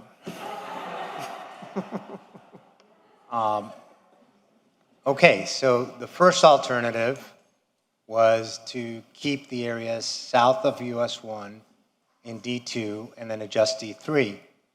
And next slide. Those are the movements that were proposed by Commissioner Russell. If you look at it, it would take out both the areas that were given to D4 and D3, put them back into D2. Commissioner Russell proposed an area beginning right where US 1 forks to do 95, and that area would use South Miami Avenue as a boundary all the way up to the river. And next slide. You can see the deviation goes up to 9.3, actually where before Commissioner Russell's district was the high mark for overall deviation, and Commissioner, I believe, D5 was the low mark. Now, the high mark would be D3 at over 5.42 deviation. The low mark would be D4, which was depopulated and is now at 3.9 deviation. Your overall deviation would be 9.3. The plan still provides for an African-American majority district and 3 African-American Hispanic districts. Thus, it would comply with the Federal Voting Rights Act. In terms of the overall deviation, it's kind of pushing the limit. What the case law has said is that there need to be rational bases for deviations under 10%.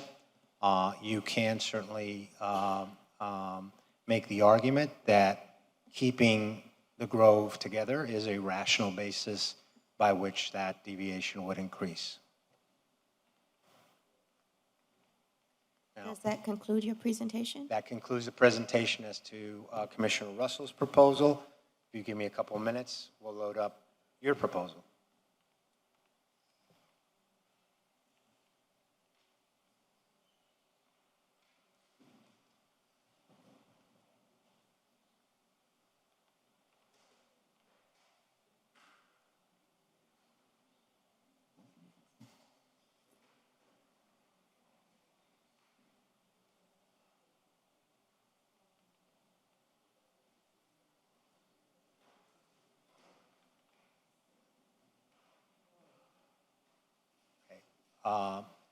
In this alternative, what we had preliminarily discussed, and I understand, Commissioner King, that you may have additional changes, but we'll show what we modeled.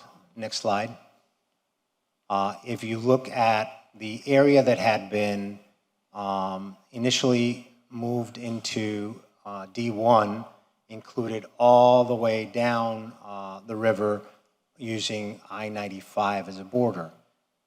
Putting part of that area back and using 7th as a divider, next slide, that would result in slightly increasing deviation above the threshold at 10.03.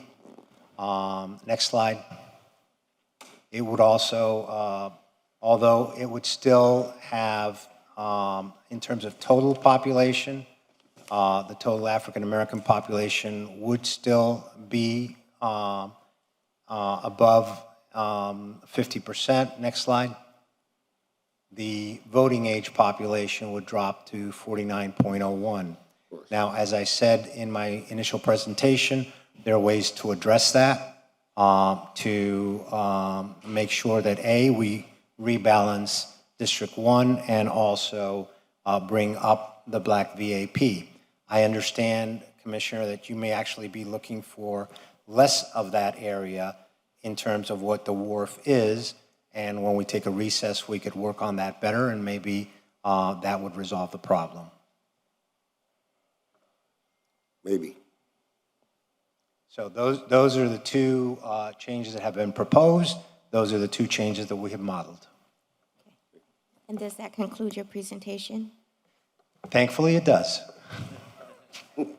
Gentlemen, are we ready for public comment?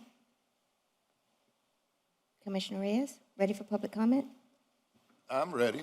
Okay. Public comment is now open. Please line up.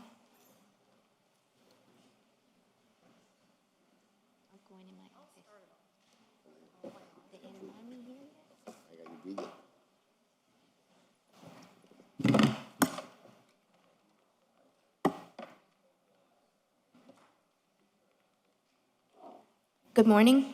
Good morning. Please. Go ahead. Yeah, I'm going to cry again. My name is Katrina Morris. I am a resident of the city of Miami. I want to apologize for my outbursts. I get emotional. My husband would agree with you. It's really hard to be involved in the process when our voices aren't listened to. And it feels like as a body of residents, it feels like it's the body of residents against our representatives. And that's what's so hurtful, is that we have come, I did not talk to Commissioner Russell, okay? I sat on my couch for hours going through public testimony, writing down things and going, why has the decision been made? Why has the decision been made? Why has the decision been made? And nobody can comment on it.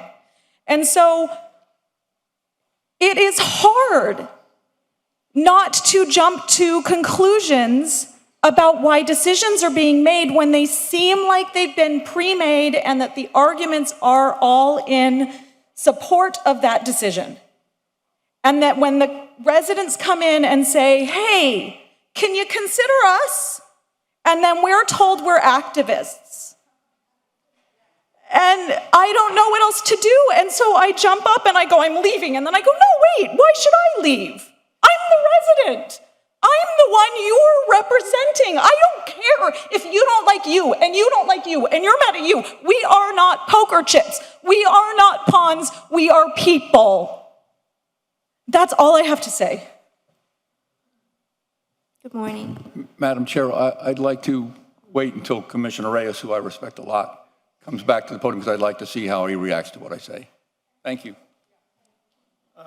John Dolson, 4205 Lennox Drive, Coconut Grove. I stepped out a little earlier because I was looking for a shower to wash off after what I saw this morning. Having said that little sarcastic comment, I had a thing here which I'm going to go ahead and read. Again, wish Mr. Reyes was here for me and for many people in this room. This hasn't been about race. This is about keeping a cohesive community. One of the things I enjoy most about Miami is our diversity.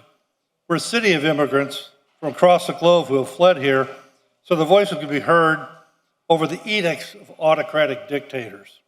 I'm stunned we have reached a point where over 2,300 petitioners, hundreds of community members showing 100% opposition to the previous plan could be ignored. I'm glad to see there's an alternative plan that could keep the Grove together. Is this what a democracy looks like in Miami now? What I saw earlier today was not good. It was not good at all. We stand here in opposition, united, one voice, one mission, one Grove, one representative, the border at US 1. I've got no country to flee to find better representation. This is where I live. I will not listen again to derisive characterizations to Citizen Coconut Grove as a mere vocal minority of activists and actors, as was done on February 25th. I'm pleading with you to listen to the vocal majority. The issue here is keeping the Grove whole, which we've fought for since 1925. We've got NCD overlays. I started working with Village West 5 years ago on the NCD revisions because they were the first group to put an NCD 2 in place, and I had to go learn from them how to do it. I value that interaction with Village West and the ability to protect and preserve our neighborhoods. We get those NCDs and the historic preservation busted up into 3 districts, and we're going to have trouble getting our things done that we value, okay? Thank you. Okay. And we vote and we remember when you run for mayor. Commissioner, he just wanted you to be here, that's all. He just wanted you to hear. Okay. Ma'am? Mayra Jolie. I actually enjoy this back and forth. And I applaud Carollo to bring it all in the open. Because, hey, I was running for mayor last November, and there was a big stink about me not living in Miami, according to some. And they commissioned this one and that one to bring me up and drag me through it because they were representing all of you. So now there is a question about where everybody is living. Oh, that's so not nice. That the same people they're supposed to be living in the district they're representing, they're not sure if they are living there or not. I wonder how many of you are living where you say that you are living. Because certainly Mayra Jolie does live in Miami and Mayra Jolie does live in Coral Gables. The same way you guys can make an argument that you buy and rent, that you live here and you don't live there. The same argument can be made, but I'm so glad Joe Carollo is so brave, because without Carollo, this would be kind of watching paint dry, trying to see all those hypocrites that they think that they are so polite, just sticking it up to the residents. Good luck. Goodbye. Thank you. Ma'am? Hi, my name is Liz Gibson. I live in South Grove on El Prado, and I've lived there probably longer than most of you have been alive. I had a whole thing prepared until the fiasco started over there. But I originally, in the last meeting, the firm that was hired to prepare the redistricting were supposed to come back with a tweak. My question is for this firm, that we as taxpayers paid to prepare this redistricting map, what communication, I don't want anybody to start screaming, what communication did you receive from Joe Carollo that led to you redraw the map in a way that places his home in District 3? Your actions have placed you in the middle of a lawsuit filed by taxpayers against him, so I want to offer them the opportunity to answer my question on the record today. If you further disrespect the taxpayers who paid for this new map by refusing to answer, I certainly hope the judge forces you to turn over all the communication related to this conflict. I would like to yield my time, my remaining time, so that the question may be answered, but I don't see anybody that's willing to answer it. Thanks. Thank you. Good morning. Good afternoon. Good afternoon. My name is Anthony Parrish Jr., and I live at 3940 Main Highway in Coconut Grove. I've been a Grovite since 1985. We, you, and all the citizens here in this chamber are here today because of the Voting Rights Act, the Federal Voting Rights Act. Its purpose is to protect and serve the inalienable rights of citizens to vote for those who will represent them and have their votes counted equally. Redistricting is one of the main goals of the Voting Rights Act. But there is a sickness in the city of Miami that leads citizens not to vote at all in local elections. You can get elected or re-elected in Miami's local elections with less than 8% of the registered voters voting in that election. This sickness is called apathy, and it comes from citizens repeatedly seeing their elected representatives ignoring them and failing to at least listen to them with respect. There is one neighborhood in Miami that does vote in large numbers and always has, and that is Coconut Grove. And now you commissioners want to dismember that one united neighborhood into 3 districts. My question is why? If you had not instructed Mr. DeGrande to ignore all other redistricting proposals, those of us here today and who were here on March 7th, and the more than 2,000 of us who signed the petition might believe that you have our best interests at heart. But Mr. DeGrande has repeatedly testified that he has done exactly what you told him to do. Thus, we are left with the conclusion that you, commissioners, prefer voter apathy over an engaged, passionate, and active citizen. Thank you. Thank you.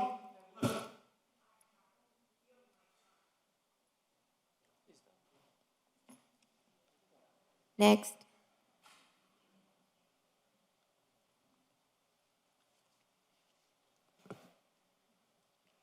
Commissioners, and I'm happy to say that I can say truthfully to the commissioners on the dais with respect. Microphone. I'm happy to say truthfully that I can say to the commissioners and the manager with respect. I have just a couple of thoughts.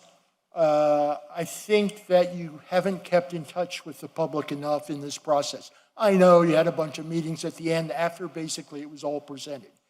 I think that you might have sunshine issues, but I don't know enough about it yet, concerning the visits of your hired consultant to each of you to find out your priorities is dangerously close to the line. I know it. I'm sorry, I respectfully disagree with the Okay, comment fine. that you Well, have you're the said attorney. about Miss- any type of Ma'am, sunshine And I'm bylaw. not City here to attorney, shout ci- with you, but city you will attorney, remain quiet. we're not May going I to do have that. those seconds refunded, please? He stopped the clock. He's very Thank good you. at that. Go right ahead. I'm not upset with you, I just raised the issue because clearly, if you don't make the decision correctly today, you're headed to court. I want to welcome you to Coconut Grove again this afternoon. We're delighted that Miami put their city hall here. I'm told that downtown has increased in population in the past 10 years by 31,000, and that Coconut Grove has increased by 1,500 to 2,000. Consequently, I see that it's very reasonable to destroy Coconut Grove, cut it into a bunch of little chunks. I want to remind you of one thing, and then I'll sit down.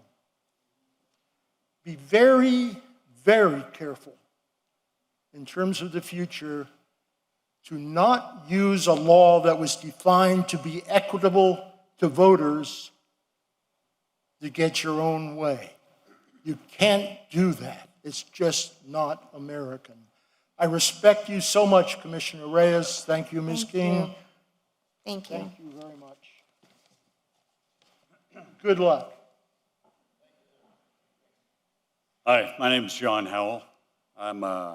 We've been here about 30 years off of Bayshore. I'm not an activist. But the Hornets net has been kicked. I don't know Ken Russell personally, don't know him from Adam. I'm a lifelong Republican, I'm a veteran, but he's popular.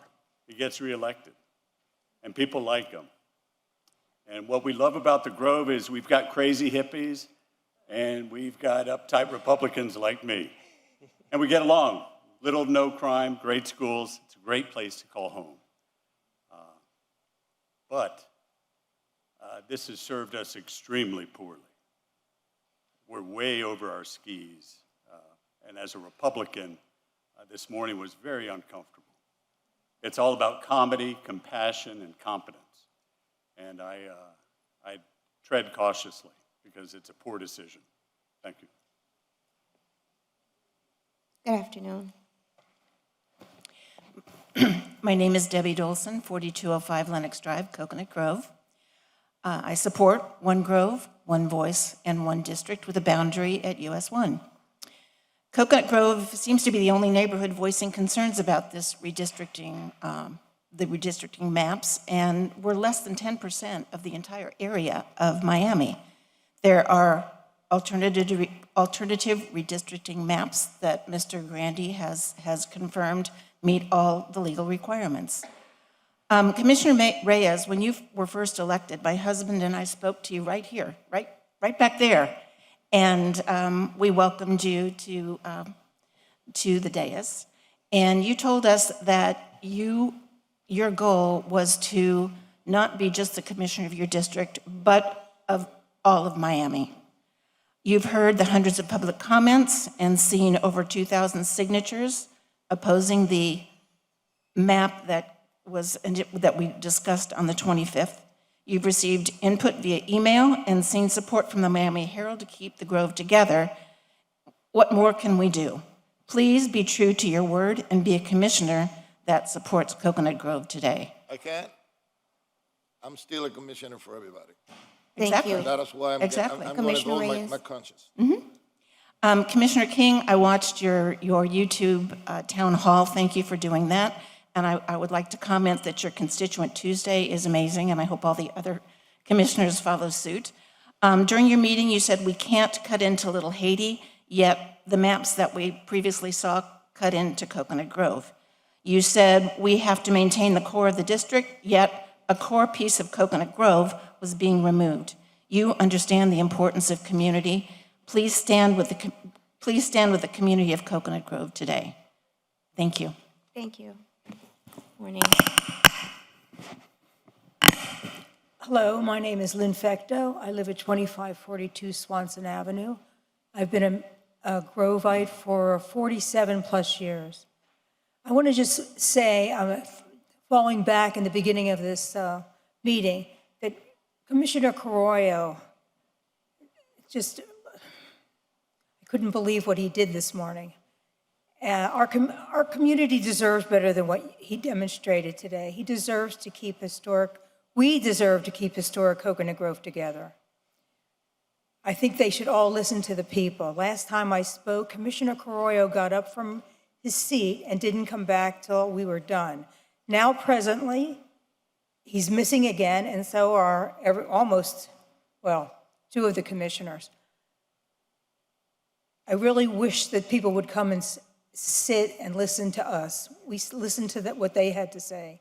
Let's get back to talking about redistricting, and let's look at the Commissioner Russell's plan. It's the best plan for the people of Coconut Grove. The hostility of the commissioners against Commissioner Russell is apparent to all of us. Please don't let this dislike of Commissioner Russell get in the way of the right vote for Coconut Grove. Do the right thing. Vote for One Grove. Thank you.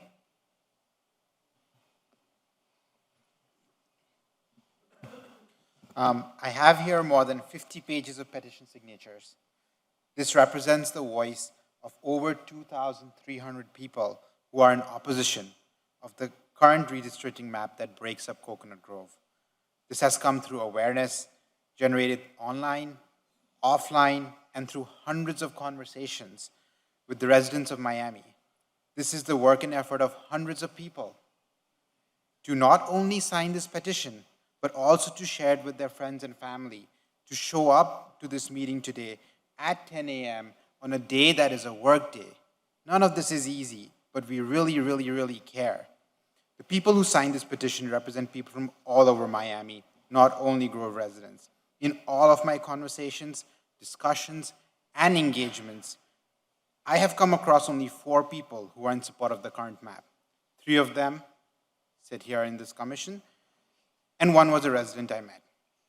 I implore you, Chairwoman King, please, the commission moves forward with the vote today and the current map that breaks up Coconut Grove, you would be indicating that the commission is not interested in the voices and position of the residents of Miami.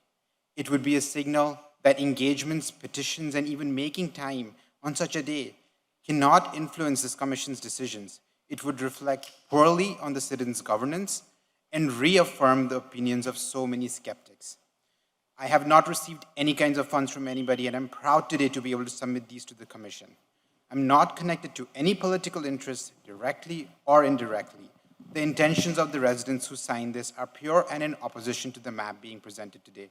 With that, Chairwoman King, I would like to enter into the public record a copy of this petition and comments for each member of the commission. Do I have your permission? You can give it to the city clerk. Thank you. And Chair, if I just get the speaker's name, if I could have your name for the record? Yes. Pratyush Agarwal. Thank you, sir. Yeah. Good afternoon. Good afternoon. My name is Jahed Ash Rashid. I live at 2983 Washington Street, Coconut Grove, North Grove. I've been, since my arrival here, a community, I don't like to say activist, but I've worked assiduously to make this a better place. I have something to show for it. I don't get a lot of credit for it, but I've been responsible for building 45 affordable houses in Coconut Grove, and my crowning glory was the Gibson Center that I advocated for. It's very complex here. We do a lot to preserve history, culture. We always recognize Coconut Grove has been foundational to the establishment of the city of Miami and indeed South Florida. And we do those things. But my remarks here is to draw upon my early civics lessons, where in this country we're finding that elected representatives are doing more to appease their lobbyists and to get elected again. And I'm very fiercely insistent upon that government for the people, by the people. And year in and year out, we come here and we're very deferential and respectful to those folks that we send forth to do our bidding. And most often, we defer to their ultimate wisdoms and decisions. But let us not forget that you do what we want you to do. We respectfully do ask that, and we respectfully do that. Now, wherein we have an opportunity to satisfy the issue for balancing the population voting-wise, and we have a plan, then we should not have to deliberate much further from that. Everybody can be happy because nobody's in opposition to keeping this place together. So Thank you. please, we Thank you. ask you insistently. Albert Gomez, 3566 Vista Court, 21-year resident of Coconut Grove. I'm not an activist, I'm an explorer, okay? Exactly. And we're taught respect, brotherhood. And I have seen time and time again, because I'm civically engaged, I care about my city. These two gentlemen are not at the dais when the public speaks. Those are all just facts. Over and over again, I consider that disrespect. Because you have to be present, show face. That's what the brotherhood shows you. They don't. And that is just fact. Now, when it comes to the redistricting, there is an option on the table to keep the Grove together. Yes, there's 114 or so black residents left. But that wasn't the case 10 years ago, or even 21 years ago when I came to the Grove for the first time. It's been a descending number over and over again. Also, I live in North Grove. I'm gonna walk my dog into a new district now. I consider that an assault. I want the Grove together. I learn from Village West. I learn from Christ King. I go to the West Grove and Village West. We are one community. For you to lose sight of that and this voice, for whatever reason, and not listen to it and make it guide your decisions, disavows your oath to us. Listen to your constituency. If you represent it all, act as such. We want one Grove. Keep it that way. Let's keep this legacy alive. Ultimately, this is your legacy that we will react to based on your decisions. It's your move. Show me that you want to keep us together. And thank you. Good afternoon. Reynold Martin, 3325 Purcell Avenue, in what they now call the West Grove. My family has been in the West Grove since the late 1800s. In fact, my family members were founders of St. James Baptist Church, which was established in 1916, where my family still attends church. We have been in this community a long time, working with every well-sounding venture that come to this community, establishing, if nothing else, goodwill with our friends and neighbors in Coconut Grove. For this commission to break this community up erases or dilutes all the hard work that I and others have diligently attempted to establish in this great community for our families and friends. I therefore would request that the commissioners of this great city of Miami consider alternatives to breaking up this historic community that has been home to Bahamians like myself since late 1800s. Thank you. Good afternoon. My name is Fabio Iannelli, 3404 Poinciana Avenue. I'm here representing myself and the Four-Way Lodge Homeowner Association of 44 residents.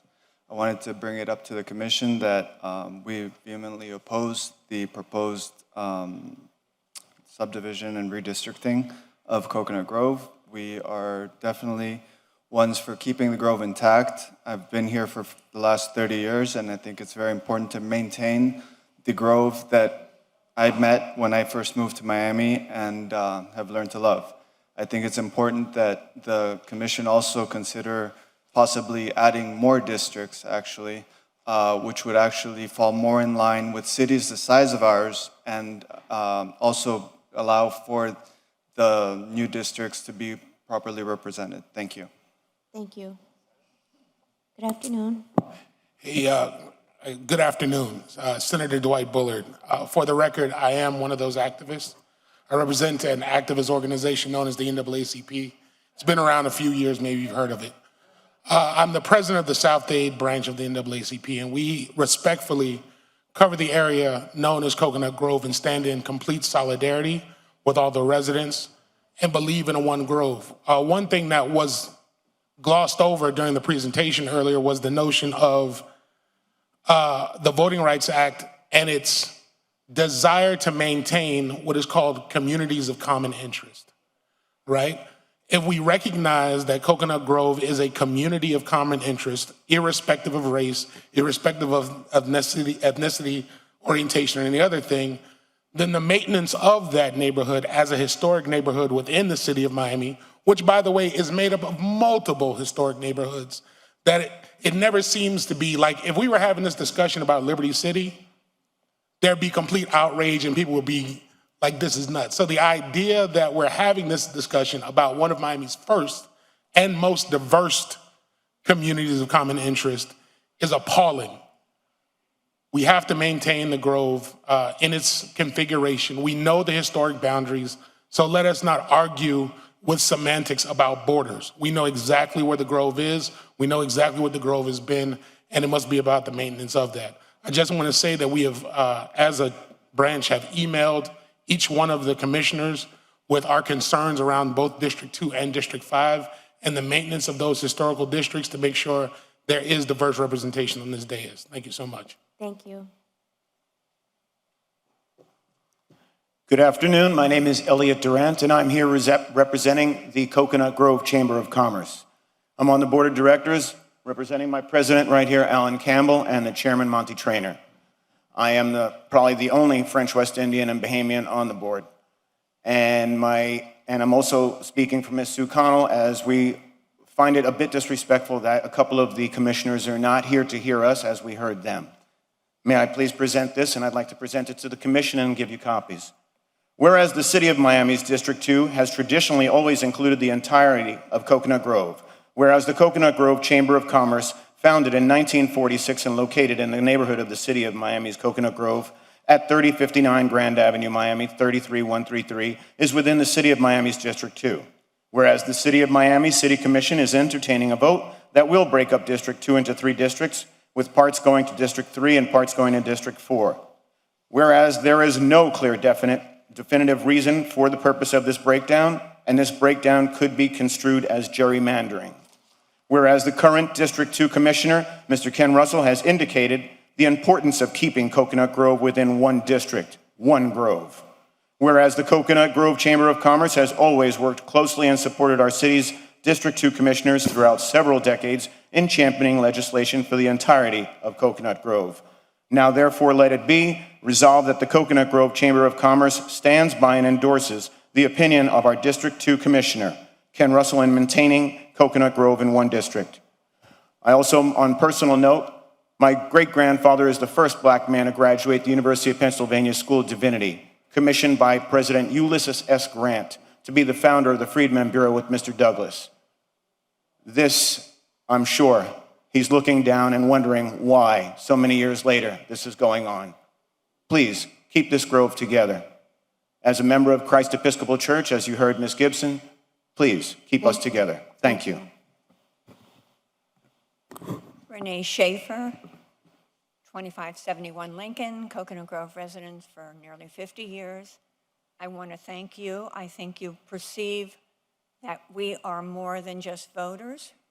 We are people who are neighbors, family, and friends. And the facts have been presented.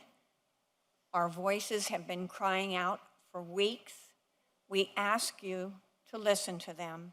We ask you to be our allies as we have voted and we're hoping you reach in and do the right thing.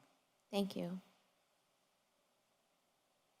Hi, my name's Steve Galogli. I'm a relatively recent resident of Coconut Grove, and it just strikes me that, I don't know, we're afraid to talk about history and bring up history, but we just repeat some of the mistakes of the past, and where we have power takes from people that are more powerless and happens, and when we're together as a community and working together, that's when we go forward. But when we separate and then feel that people are not accountable, those that are supposed to take care of the citizens are not accountable, and issues of like right and wrong disappear. And I think we have to understand that there's a historical roots here, and we have to protect particularly the most vulnerable in our community and keep the community together and answer the question why and talk to people. And I don't think that conversation has been carried on, and I don't think there's a right to make a change. And knowing what a Route 1 is, the difference of a community to cross, particularly a community that doesn't have maybe all the opportunities to develop, it just doesn't make any sense. And so I hope we can do the right thing and keep the Grove together. Thank you very much. Thank you. May I ask a question before I start? You can I start, can? ask the question. It's Okay. all your 2 minutes. On my 2 minutes? Yeah. Never mind.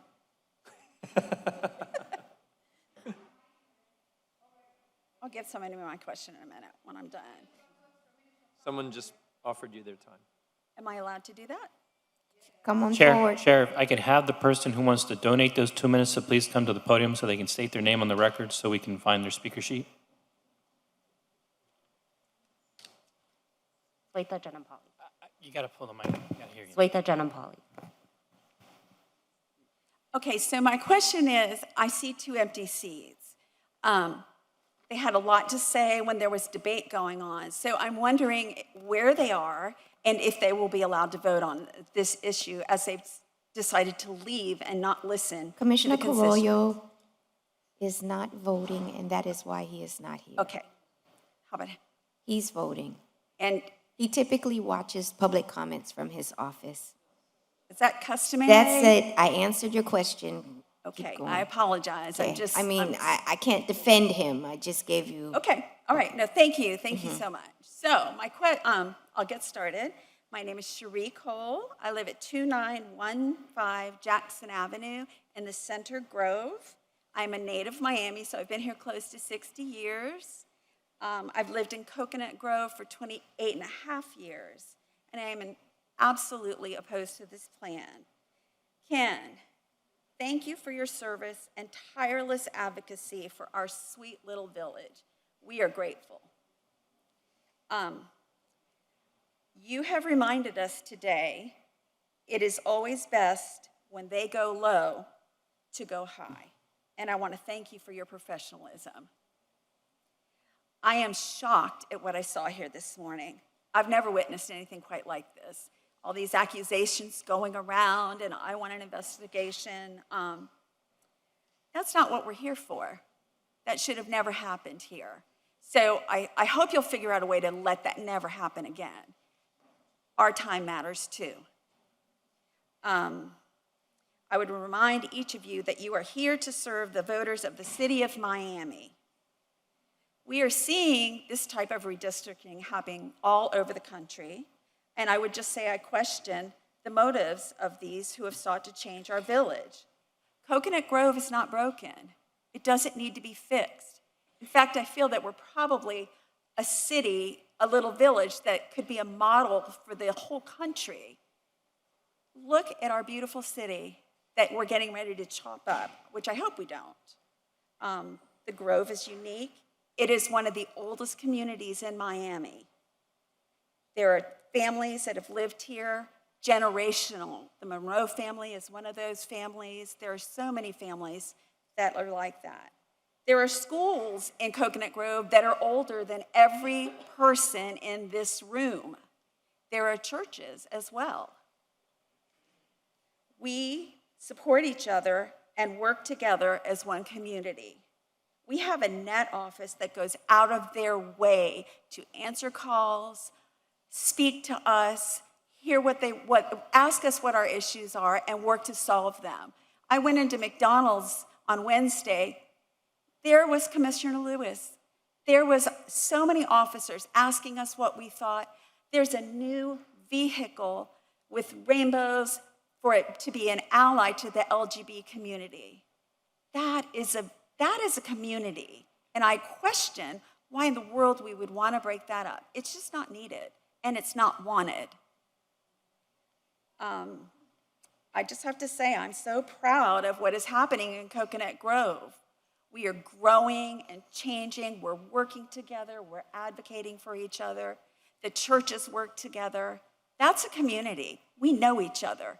If you drive down my street any day at 10 or 5 p.m., you will see probably 50 children playing in the park, all different children. They have their little play sets there. They're playing, they're picnicking, they're having birthday parties. Anyone is welcoming. It's a community. This isn't like a joke. It is a community. Thank you. Thank you. Thank you so much, and I hope you'll listen to us. Good afternoon. Hi, my name is Barbara Lang. I live 3901 Berganza Avenue, Coconut Grove. And I don't think I can add much to what's already been said, but I'm asking you, please vote to keep Coconut Grove together. Thank you. Good afternoon. Good afternoon. Tina Gay Bernard, 1871 Northwest South River Drive, Miami River District, formerly Alapata. Question, is erasure of Black history and communities the future of Miami? That's an open question, and it really shouldn't be. What actions would remove that as a question for this city? Let's briefly revisit a bit of local activity. The city of Miami was incorporated in 1896. Blacks represented 44% of that vote. The Railroad Shop Colored Edition was established around 1917 in Alapata. The neighborhood spanned from Northwest 46th Street to 50th Street, Northwest 12th Avenue to 14th Avenue.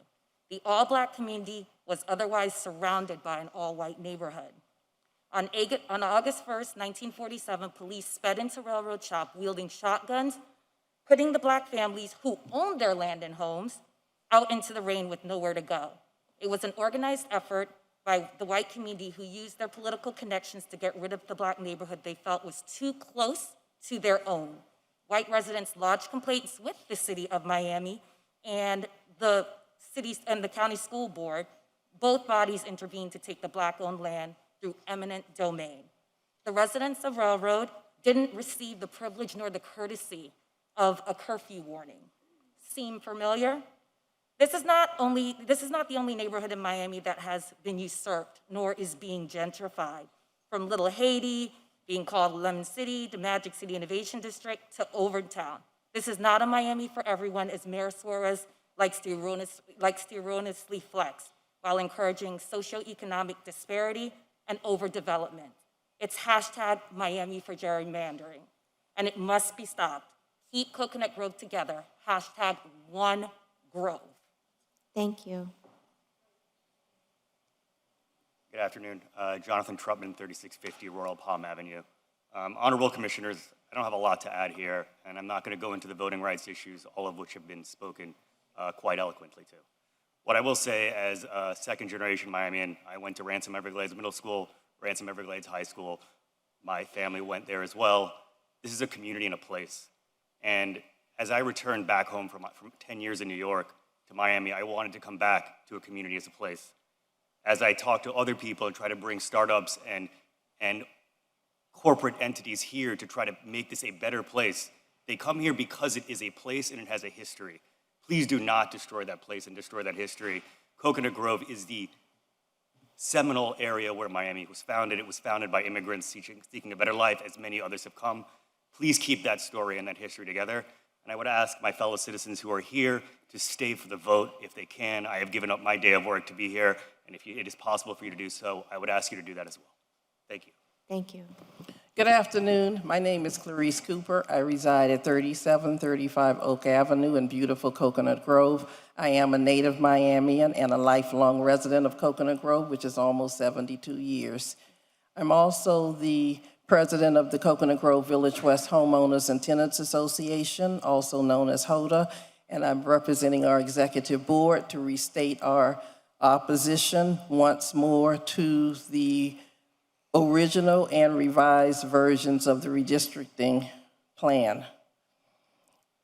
Commissioner Russell has offered an alternative, which I think needs to be looked at because it does keep the Grove together, and that's what we're all here about. As a matter of fact, we have a lot of our Coconut Grove residents here who's been at every meeting, and it's beginning to look like these moves to fracture us is intentional, and that a move such as what's on the table will affect us negatively as far as some of the goals that we're trying to accomplish as far as the NCD2 revisions and also the West Grove CRA. So I will ask that you consider alternatives in order for the Grove to stay together, because we are one Grove, and that's the way we want to be to take this into perpetuity. Thank you. Thank you. Good afternoon. My name is Fleta Stamen. I'm at 3078 Aviation Avenue, Coconut Grove. And I'm here today to say, please preserve One Grove community. I'm a native of Miami, Florida, and I've lived in the Grove for over 30 years. And what I can tell you is Coconut Grove defines what a community is.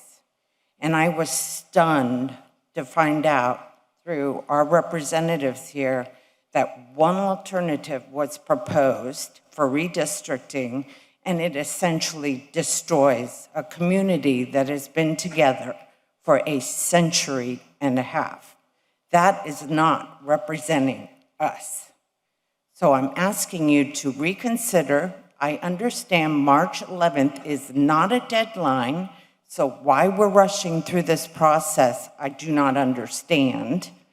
This community needs some attention and time to consider alternatives which have not been presented. And I don't understand why that did not happen. So I'm asking you to consider voting against this and any proposal preserve our community and give our community enough time to review and respond to any such proposal reasonably. Thank you. Hi, can you hear me? Okay. Hi, my name is Jennifer Flager. I am a native Miami resident, and I currently live at 3834 Kent Court in the South Grove. We've been there for 4 years. I'm not an activist. This is the first time I've actually spoken in a public forum like this. But I just wanted to say I've owned homes in the Gables, Pinecrest, and now in the Grove.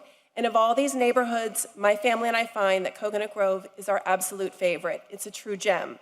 We are proud to live in a diverse and unique landscape, but more importantly, we are proud to live in a neighborhood with diverse and unique residents who are also passionate and care about their historical neighborhood. From secret garden tours, walking, historical tours, outreach, and support of the West Grove churches and children's programs, residents who are involved in enhancing the Commodore Trail, not only for Coconut Grove, but for the greater visitors in Miami, special events at the Barnacle, residents who put on the Gifford Lane Art Stroll for neighbors to attend and enjoy. These are just a few examples of what makes Coconut Grove unique and the community that it is. Respectfully, I think that Vice Chairman Carollo's prior comments and attacks on Commissioner Russell were inappropriate and are not relevant as to why I'm here. I'm here today regarding the item on the agenda, which is the redistricting of Coconut Grove. I'm opposed to splitting it into different districts.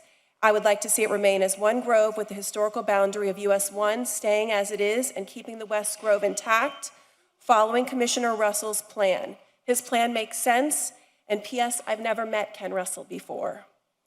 The residents have indicated that they like to stay together as a community, just as they are now. They've shown up over and over to make their voice heard, despite the rush push to change the boundaries with little transparency and giving little voice to residents. My friends in the North Grove who are being removed had no idea this was happening. As Commissioner Reyes just said, we don't need any more division. I implore the commissioners to keep Coconut Grove cohesive and as one. Thank you. Hi, good afternoon. My name is Miriam Merino. I live in District 2, lived in Coconut Grove for 9 years, but now I live in Brickell, but it's still my district. and I love Coconut Grove. If I could move back to Coconut Grove, I would. I've always been very happy and pleased to see the incredible union in the Coconut Grove community, no matter what age you are, what are your likes, or what you look for, what you look like. The Grove is one of the most unique jewels that we have in our city and should be an example for any other city to try to have this incredible union of community and love for each other. I don't understand why this splitting makes any sense to any of the commissioners. Destroying something that is working should never be in the focus of our representatives.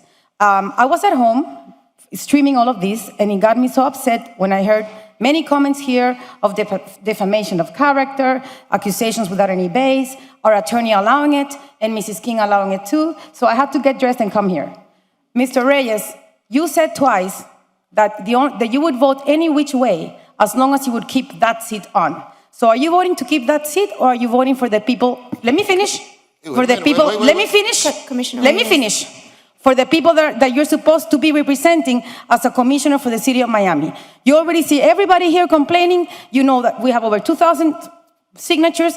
What you guys are proposing is not what we want, and you're supposed to represent us. But I question what you said twice, that you're gonna vote either way as long as you keep that seat safe. So then what do you mean by that? Commissioner Reyes, Let me, I want an answer.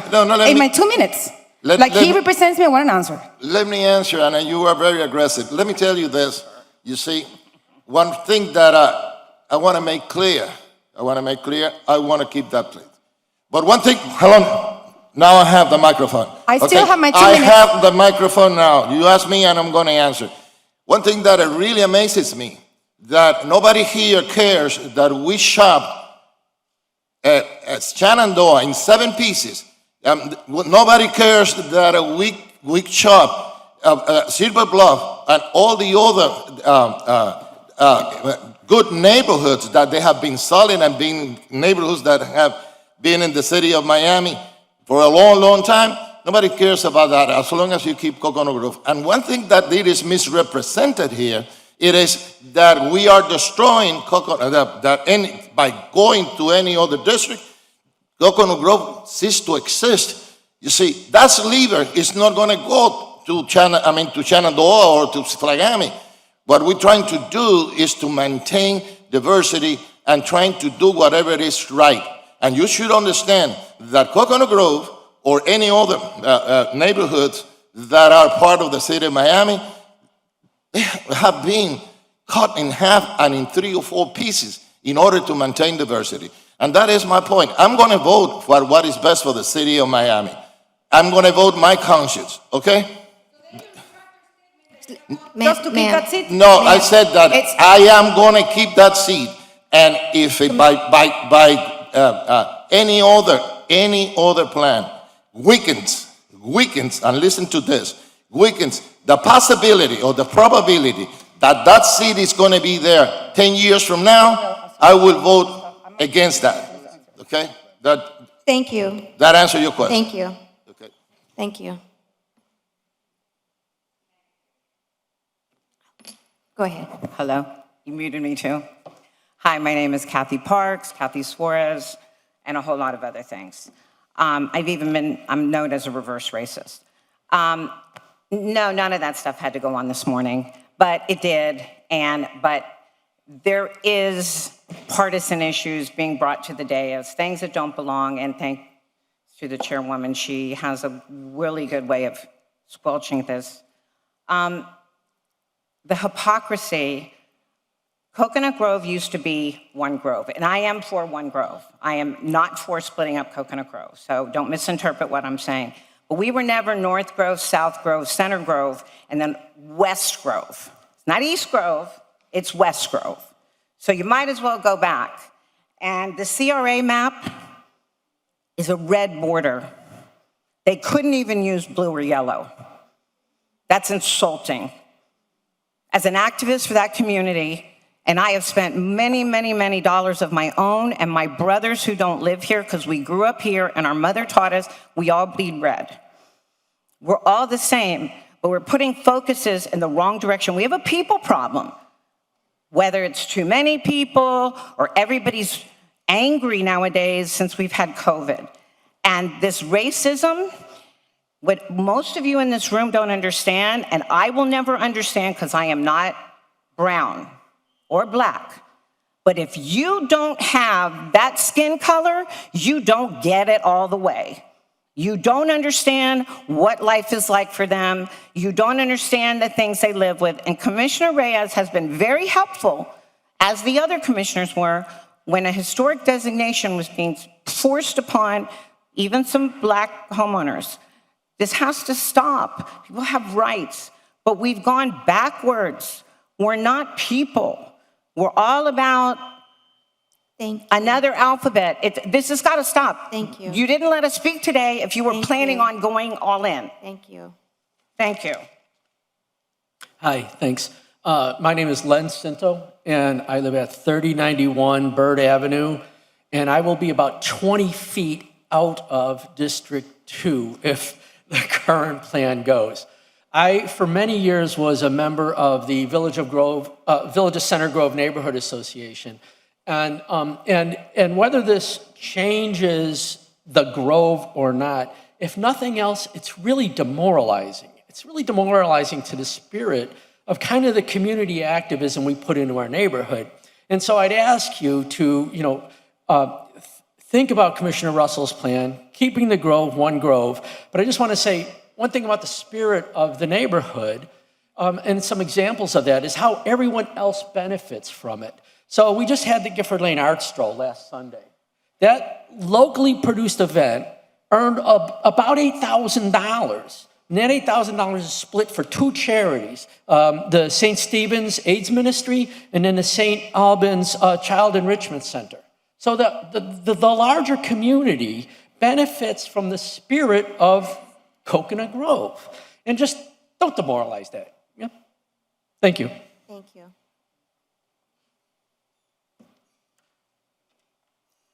I guess it's afternoon. Good afternoon. Thank you three for staying for public comments. I think that we have to appreciate that because considering how much of our time is wasted, and I appreciate that you three stayed here to listen to us. My name is Denise Galvez Turros. I live at 2130 Southwest 20th Street. I actually reside in District 4 with Manolo Reyes, Commissioner Reyes, but I work every day in District 3, and I am not at all here to cause any more controversy. I just want to point out that I don't live in the Grove, yet I still have a perspective.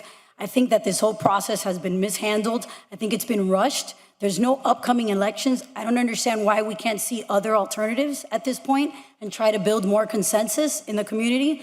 We defer things all the time here on this dais that are super important, yet it still happens. So I'm only asking that you please consider other alternatives and perhaps postpone this vote. I'm so glad Carollo is no longer going to be involved in the vote, because if he would have been, it would have immediately had cause for action to go to court. He clearly was conflicted out, so I'm happy that happened, and I congratulate him for doing that. Please consider postponing this vote until we have seen other alternatives that unite us and, yes, keeps the Grove together. Hi, good afternoon. My name is Yanelise Valdez, and I'm part of an organization called Engage Miami, who focuses on civic engagement and civic education. I'm also a resident of District 2, and I've been here showing up alongside other District 2 residents, specifically Coconut Grove residents, since February, to learn, understand the redistricting process here in the city, how it'll impact us, and to have our voices heard. And I'm really heartened as a community organizer, as a City of Miami resident, to see so many people show up consistently because we care deeply about the issue. Not because we're here trying to perform, but because it is an issue that affects us and we care. And we should be really open and welcome to that civic engagement. And so my ask for you all is to please continue to have a space where folks can come and speak and it be really well received. I think some of the ways in which we've interacted with one another hasn't always been positive, and so I just really want to encourage dialogue with residents and making sure that we have a space that really allows for civic engagement in a really robust way. And I also want you all to consider the alternative plans for redistricting that really keeps Coconut Grove together in District 2 and also keeps the portions of District 5 together that should be together. So thank you so much for your time. Hello, my name's John Snyder. I live at 3980 Hardy Avenue. I represent the South Grove Neighborhood Association. I want to talk about two things that are in the code and I think need to be considered. Making decisions is greatly influenced by the constraints that are put on it. First, Miami 21 Code emphasizes the importance of neighborhoods in the development of Miami, but the consultant was told to give preserving neighborhoods the very least weight in making redistricting decisions. The intent, section 2.1.2, says Miami 21 Code is intended to advance the interests of conservation and development. A, the conservation goals include, number one, preserving neighborhoods. Thus, the foremost goal of the Miami 21 Code was directed by the commission, this commission, to be given the very least weight in making decisions about redistricting. We think that was an error. Second, redistricting is necessitated by population growth in the city. Population has increased by 28.8% since the year 2000. We think these additional citizens deserve representation, and yet the consultant was told not to increase the number of districts. There have been 5 districts since I came to Miami in 1985. Having increasing numbers of constituents means that too often the governed are given short shrift. The Miami Charter in Section A says this government has been created to protect the governed, not the governing. Thank you. Thank you.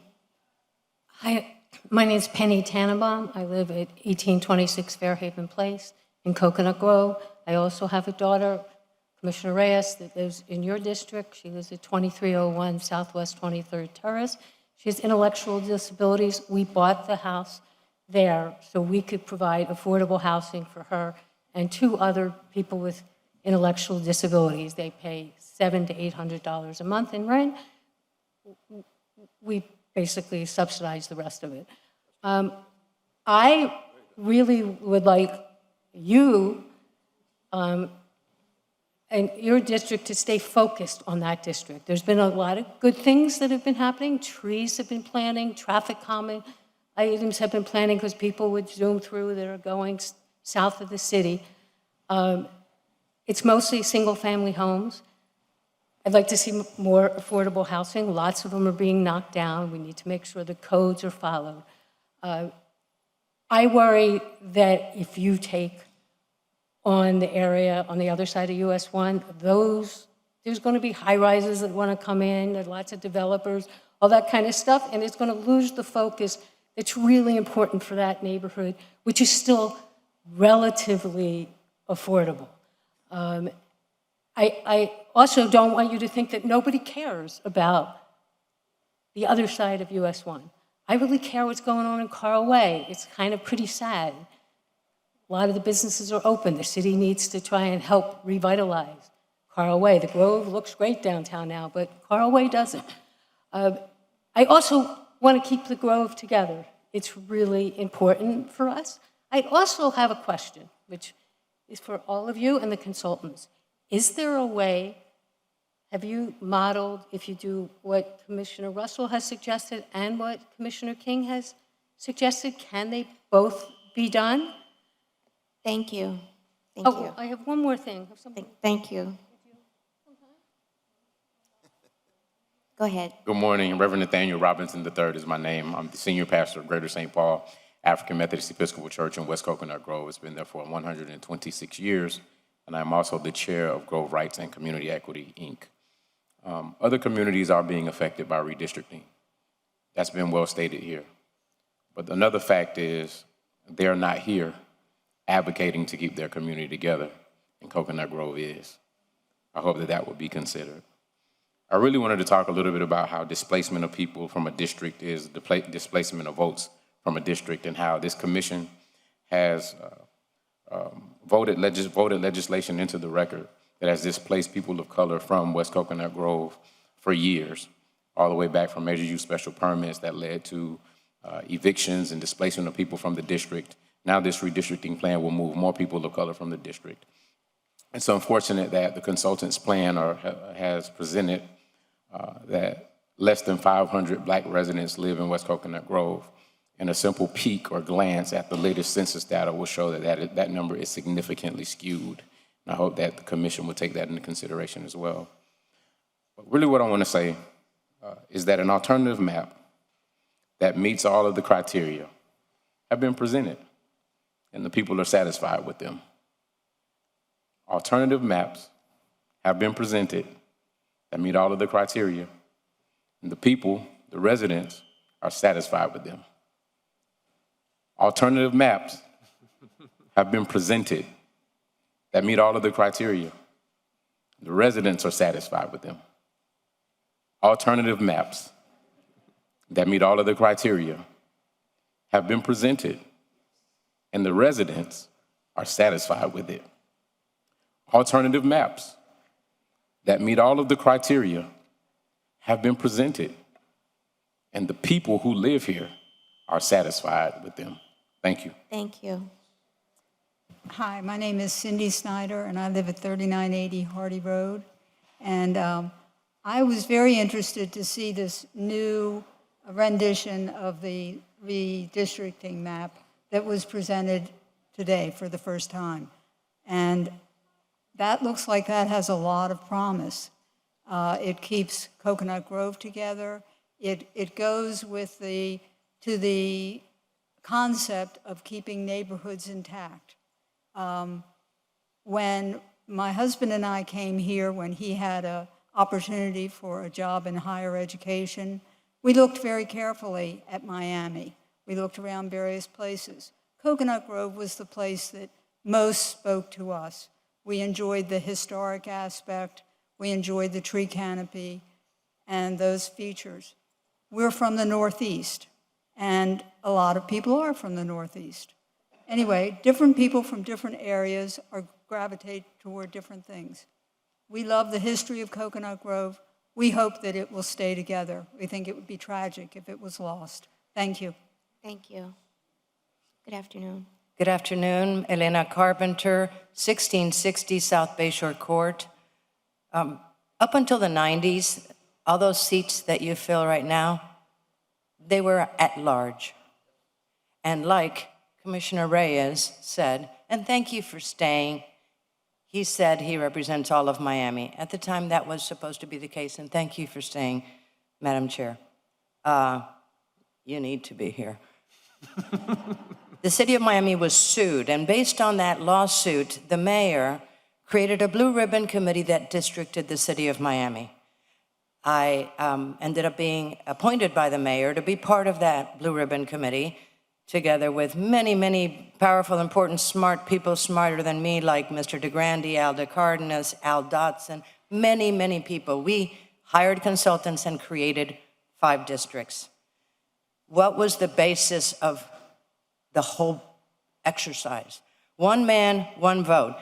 Equity, equitable representation. And we were in the business of preserving communities, not splitting them apart and destroying them. I'm not going to repeat what everybody else here said today. I'm going to tell you, 1925, the Grove was here. If anything, we deserve historic designation as a district. Please keep the Grove with reasonable subdivisions like US 1 cutting us off, at least for the next 10 years, and then we can talk about it again. Thank you for your time. Bless you. Thank you. Good afternoon. Thank you. Good afternoon, Commissioners. My name is Lucian Furster. I live on Crawford Avenue in the South Grove. I've lived there since 1983. Like everyone else that's spoken for the past 3 sessions, I'm strongly in favor of keeping Coconut Grove as one unit politically. It is one unit spiritually, historically, in a neighborhood sense. There has been an alternate plan presented. It makes sense. It makes sense for the people in this room, all who have spoken. It makes sense for the city of Miami. When I look at the alternate plan and the original plans as modified, I think of Robert Kennedy. Robert Kennedy once famously said, Robert Kennedy, God rest his soul, people ask, why? I want to ask, why not? We have an alternate plan. It is suitable on all levels. Why not implement the alternate plan? If any of the opposing commissioners can answer that question, why not? God love them, but they can't do it. So there are other reasons. We don't know them. We don't have to articulate them. The alternate plan works for us. It works for you, commissioners, respectfully. It works for our city. Implement the alternate plan. Thank you, and thank you for listening to us. Thank you. Good afternoon. Good afternoon. My name's Robert Jerez, Bob Jerez. I live at the last, since 94, at 200 Southeast 15th Road. I've been a Grovite, District 10, owned a home in the Grove years ago, since 1970. My current residence is under contract. I don't want to move from there, but I don't want to be part of the 20% that doesn't sign and gets nothing. But I signed a contract to get almost 2.5 times as much as my condo is currently worth, and they're allowing me to stay there for free for 6 months. I hope that doesn't get me into a lot of trouble. I want to thank you, Ms. King. I know you've been in a rough position here. You've done a wonderful job. I think for a couple minutes there, you're actually interrupting Mr. Ken Russell, but I don't think you did that purposely. Senator Russell, excuse me.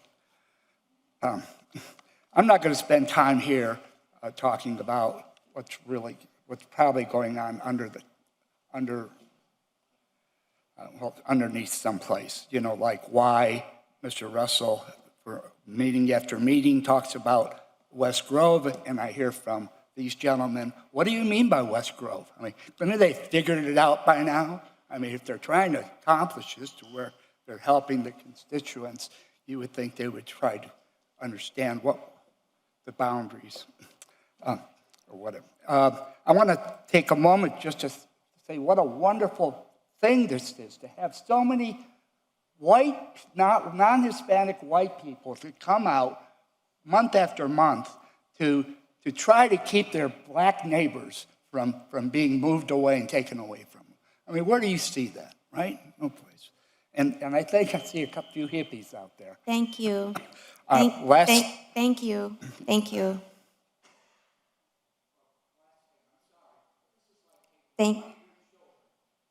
Thank you.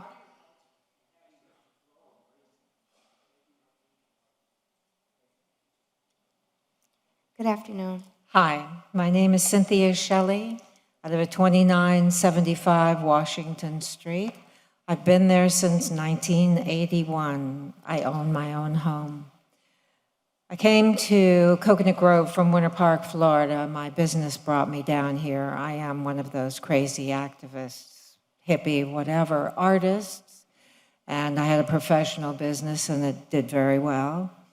I came from Winter Park, and they've managed to hold themselves together with their codes and keep their people very happy, and there wasn't a fight like I found when I came down to Coconut Grove. It has been very unusual for me to be standing in front of a bunch of people, representatives, and trying to get across what my neighbors and what my friends need to hold their zone together and to be represented for what their needs are. I am the founder of one of the founders of the Coconut Grove Park Homeowners Association, past president of the Civic Club, and vice president of the Coconut Grove Elementary PTA, et cetera. I am very involved in the preservation of Coconut Grove and what the people in Coconut Grove want.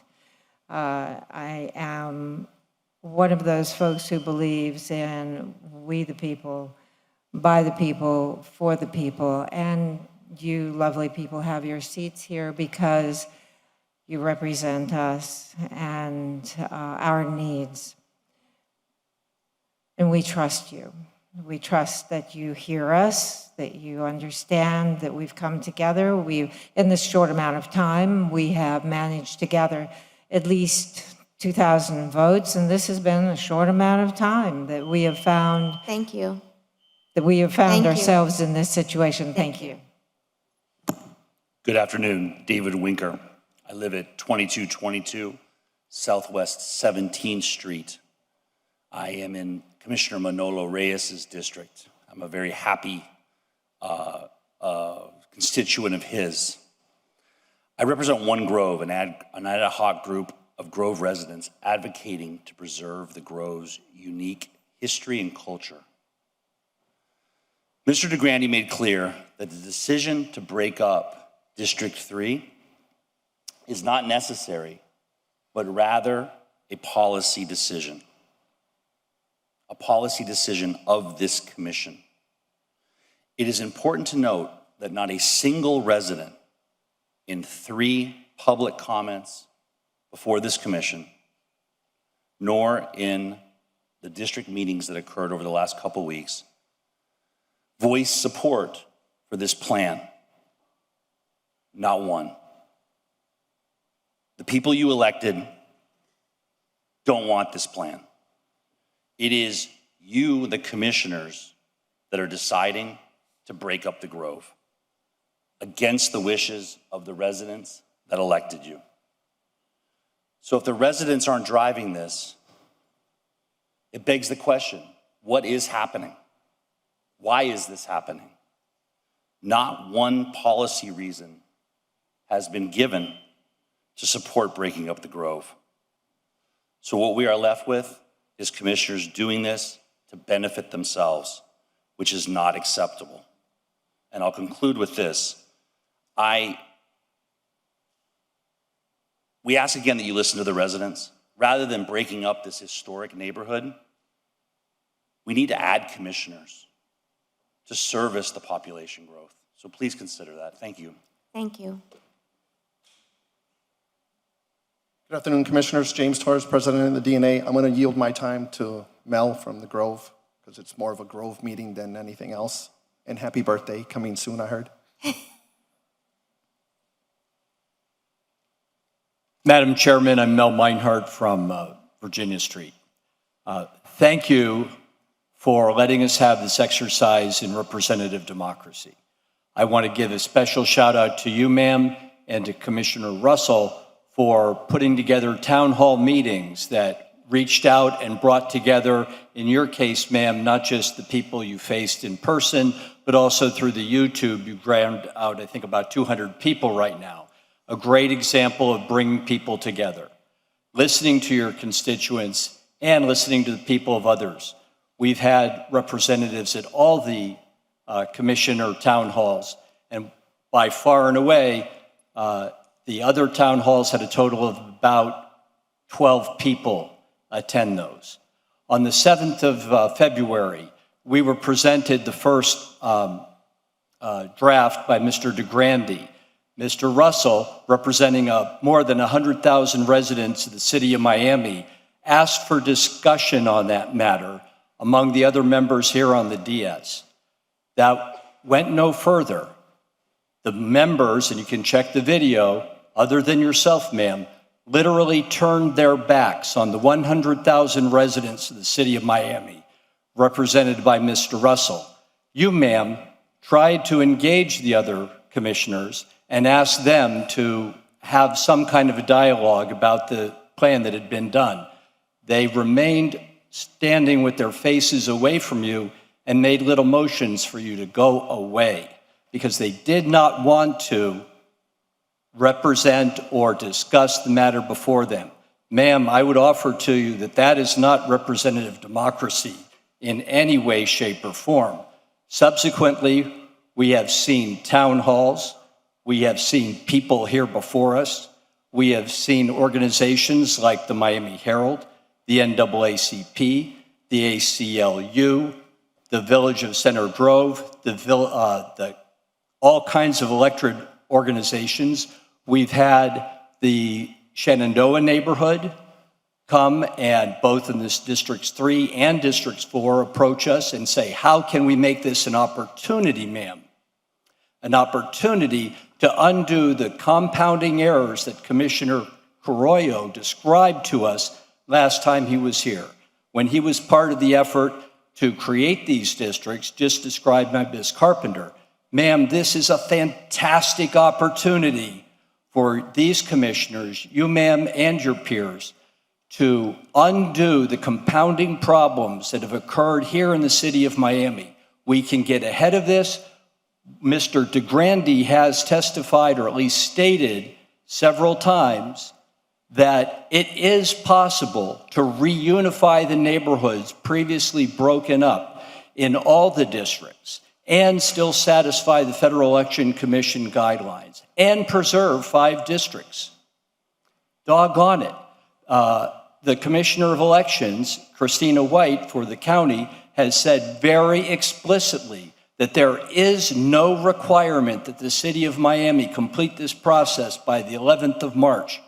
Absolutely none. She has advised, in fact, that we would be well served to take the time to do this right and use the opportunities presented to us by this once every 10-year opportunity. We, ma'am, you, ma'am, have the leadership and the opportunity to create a government structure for Miami that exists now, that can face the population, the environmental problems that we are all facing. Thank you, ma'am. Thank you. Thank you.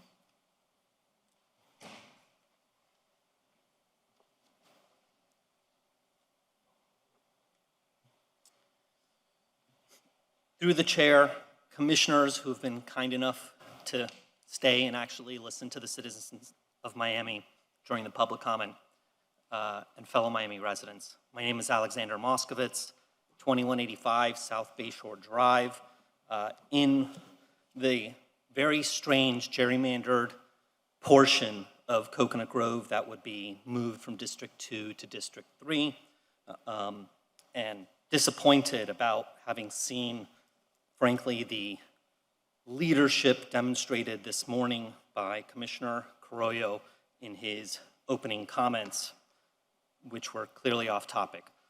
While I understand the need for redistricting is mandated and necessary, I'm against the currently proposed change district lines, or would like to recommend the alternative proposal by Commissioner Russell.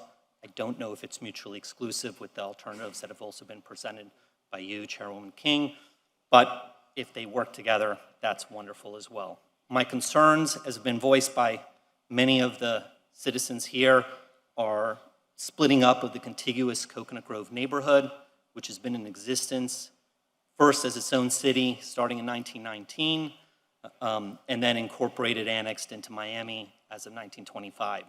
For the last 103 years, it has remained a consistent character within the city, and I don't understand why gerrymandering it is necessary.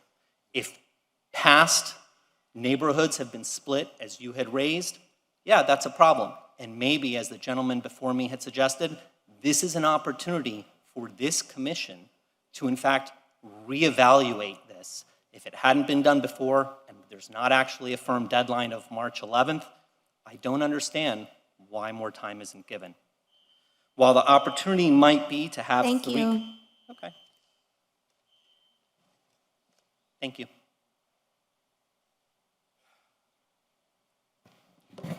Good afternoon, commissioners, everyone here in City of Miami. My name is Rose Pujol. I reside at 2455 South Bayshore Drive. And I felt it was important to be here and urge the commissioners to take the time and do this right. This is so important. I actually made a call to, I spoke with people in Tampa in the clerk's office and in Atlanta, and I was fascinated by the process and how they have in Atlanta, they're going on the third round. They will complete the process by July 1st. In Tampa, they're going to complete the process of redistricting by June 10th. What I find that is critical is that we stay as one Grove. And it's important, not just for those of us that live here, but for the city of Miami, to preserve the history of the city of Miami. And again, I urge you to please consider extending this and looking at the options so that we all benefit by the decisions you make. Thank you very much. Thank you. My name is Sue McConnell. I live at 3090 Virginia Street. As I said last week, for about 10 years, I went to every commission meeting there was until the pandemic, and I watched it on TV.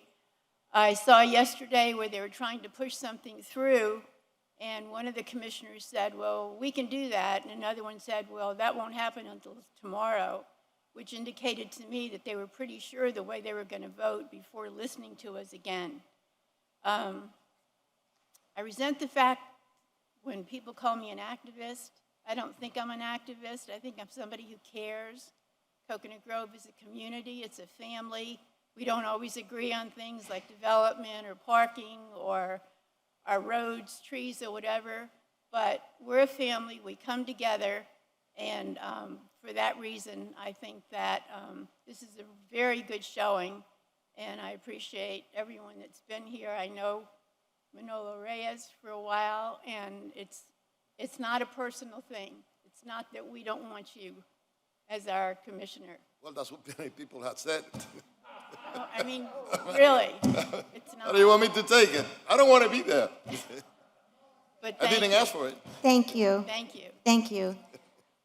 Thank you, ma'am. This meeting is going to be in recess so we can take a break. Chair, if I may, just for the record, we're going to close the public comment period. We're closing the public comment period, and we are going to take a recess for an hour. We will resume at 2:30.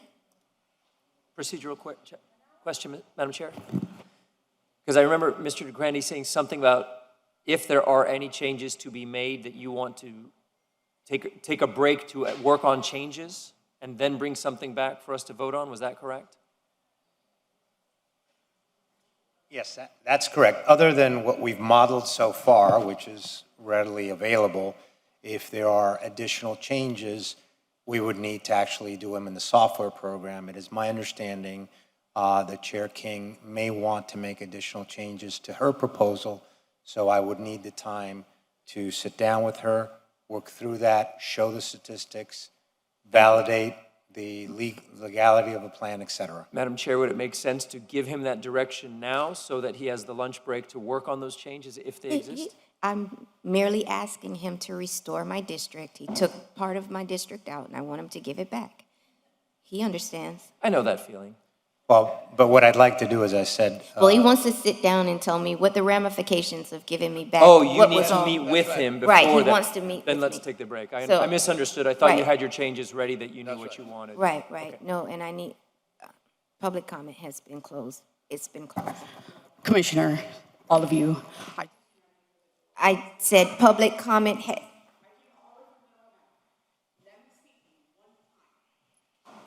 we,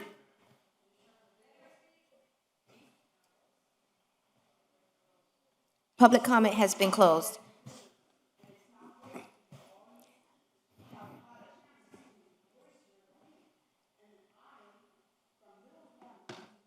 Let's speak. Let us speak. Let us speak. Let us speak.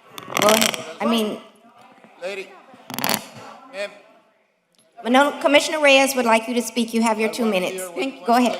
Where's she going? Ma'am, Ma'am, I want to hear what you have to say. Everybody has to say it. I want to hear Good everybody. afternoon. Thank you so much. Rise Up Fernandez, 992 Northwest 5th Street, Miami. I am in District 3, and I am a native born of this city. And I join my fellow neighbors of the Grove on this issue because I don't think that it's fair to draw little circles and add up to a neighborhood. Shenandoah is right next to Little Havana. We can go west, we can go north, we can go south. Even Overtown has more to do with Little Havana because we share the river, we share Spring Garden on these issues that faces our neighborhood. And I don't agree when I was listening to it from all the way to the house and praying that I didn't have to go to work so I could come over here because I refuse to accept that people from Little Havana don't care, and that's why they're not on this meeting. And we do, right? But my constituents and my friends and my neighbors, they're working. They're working hard residents of this neighborhood.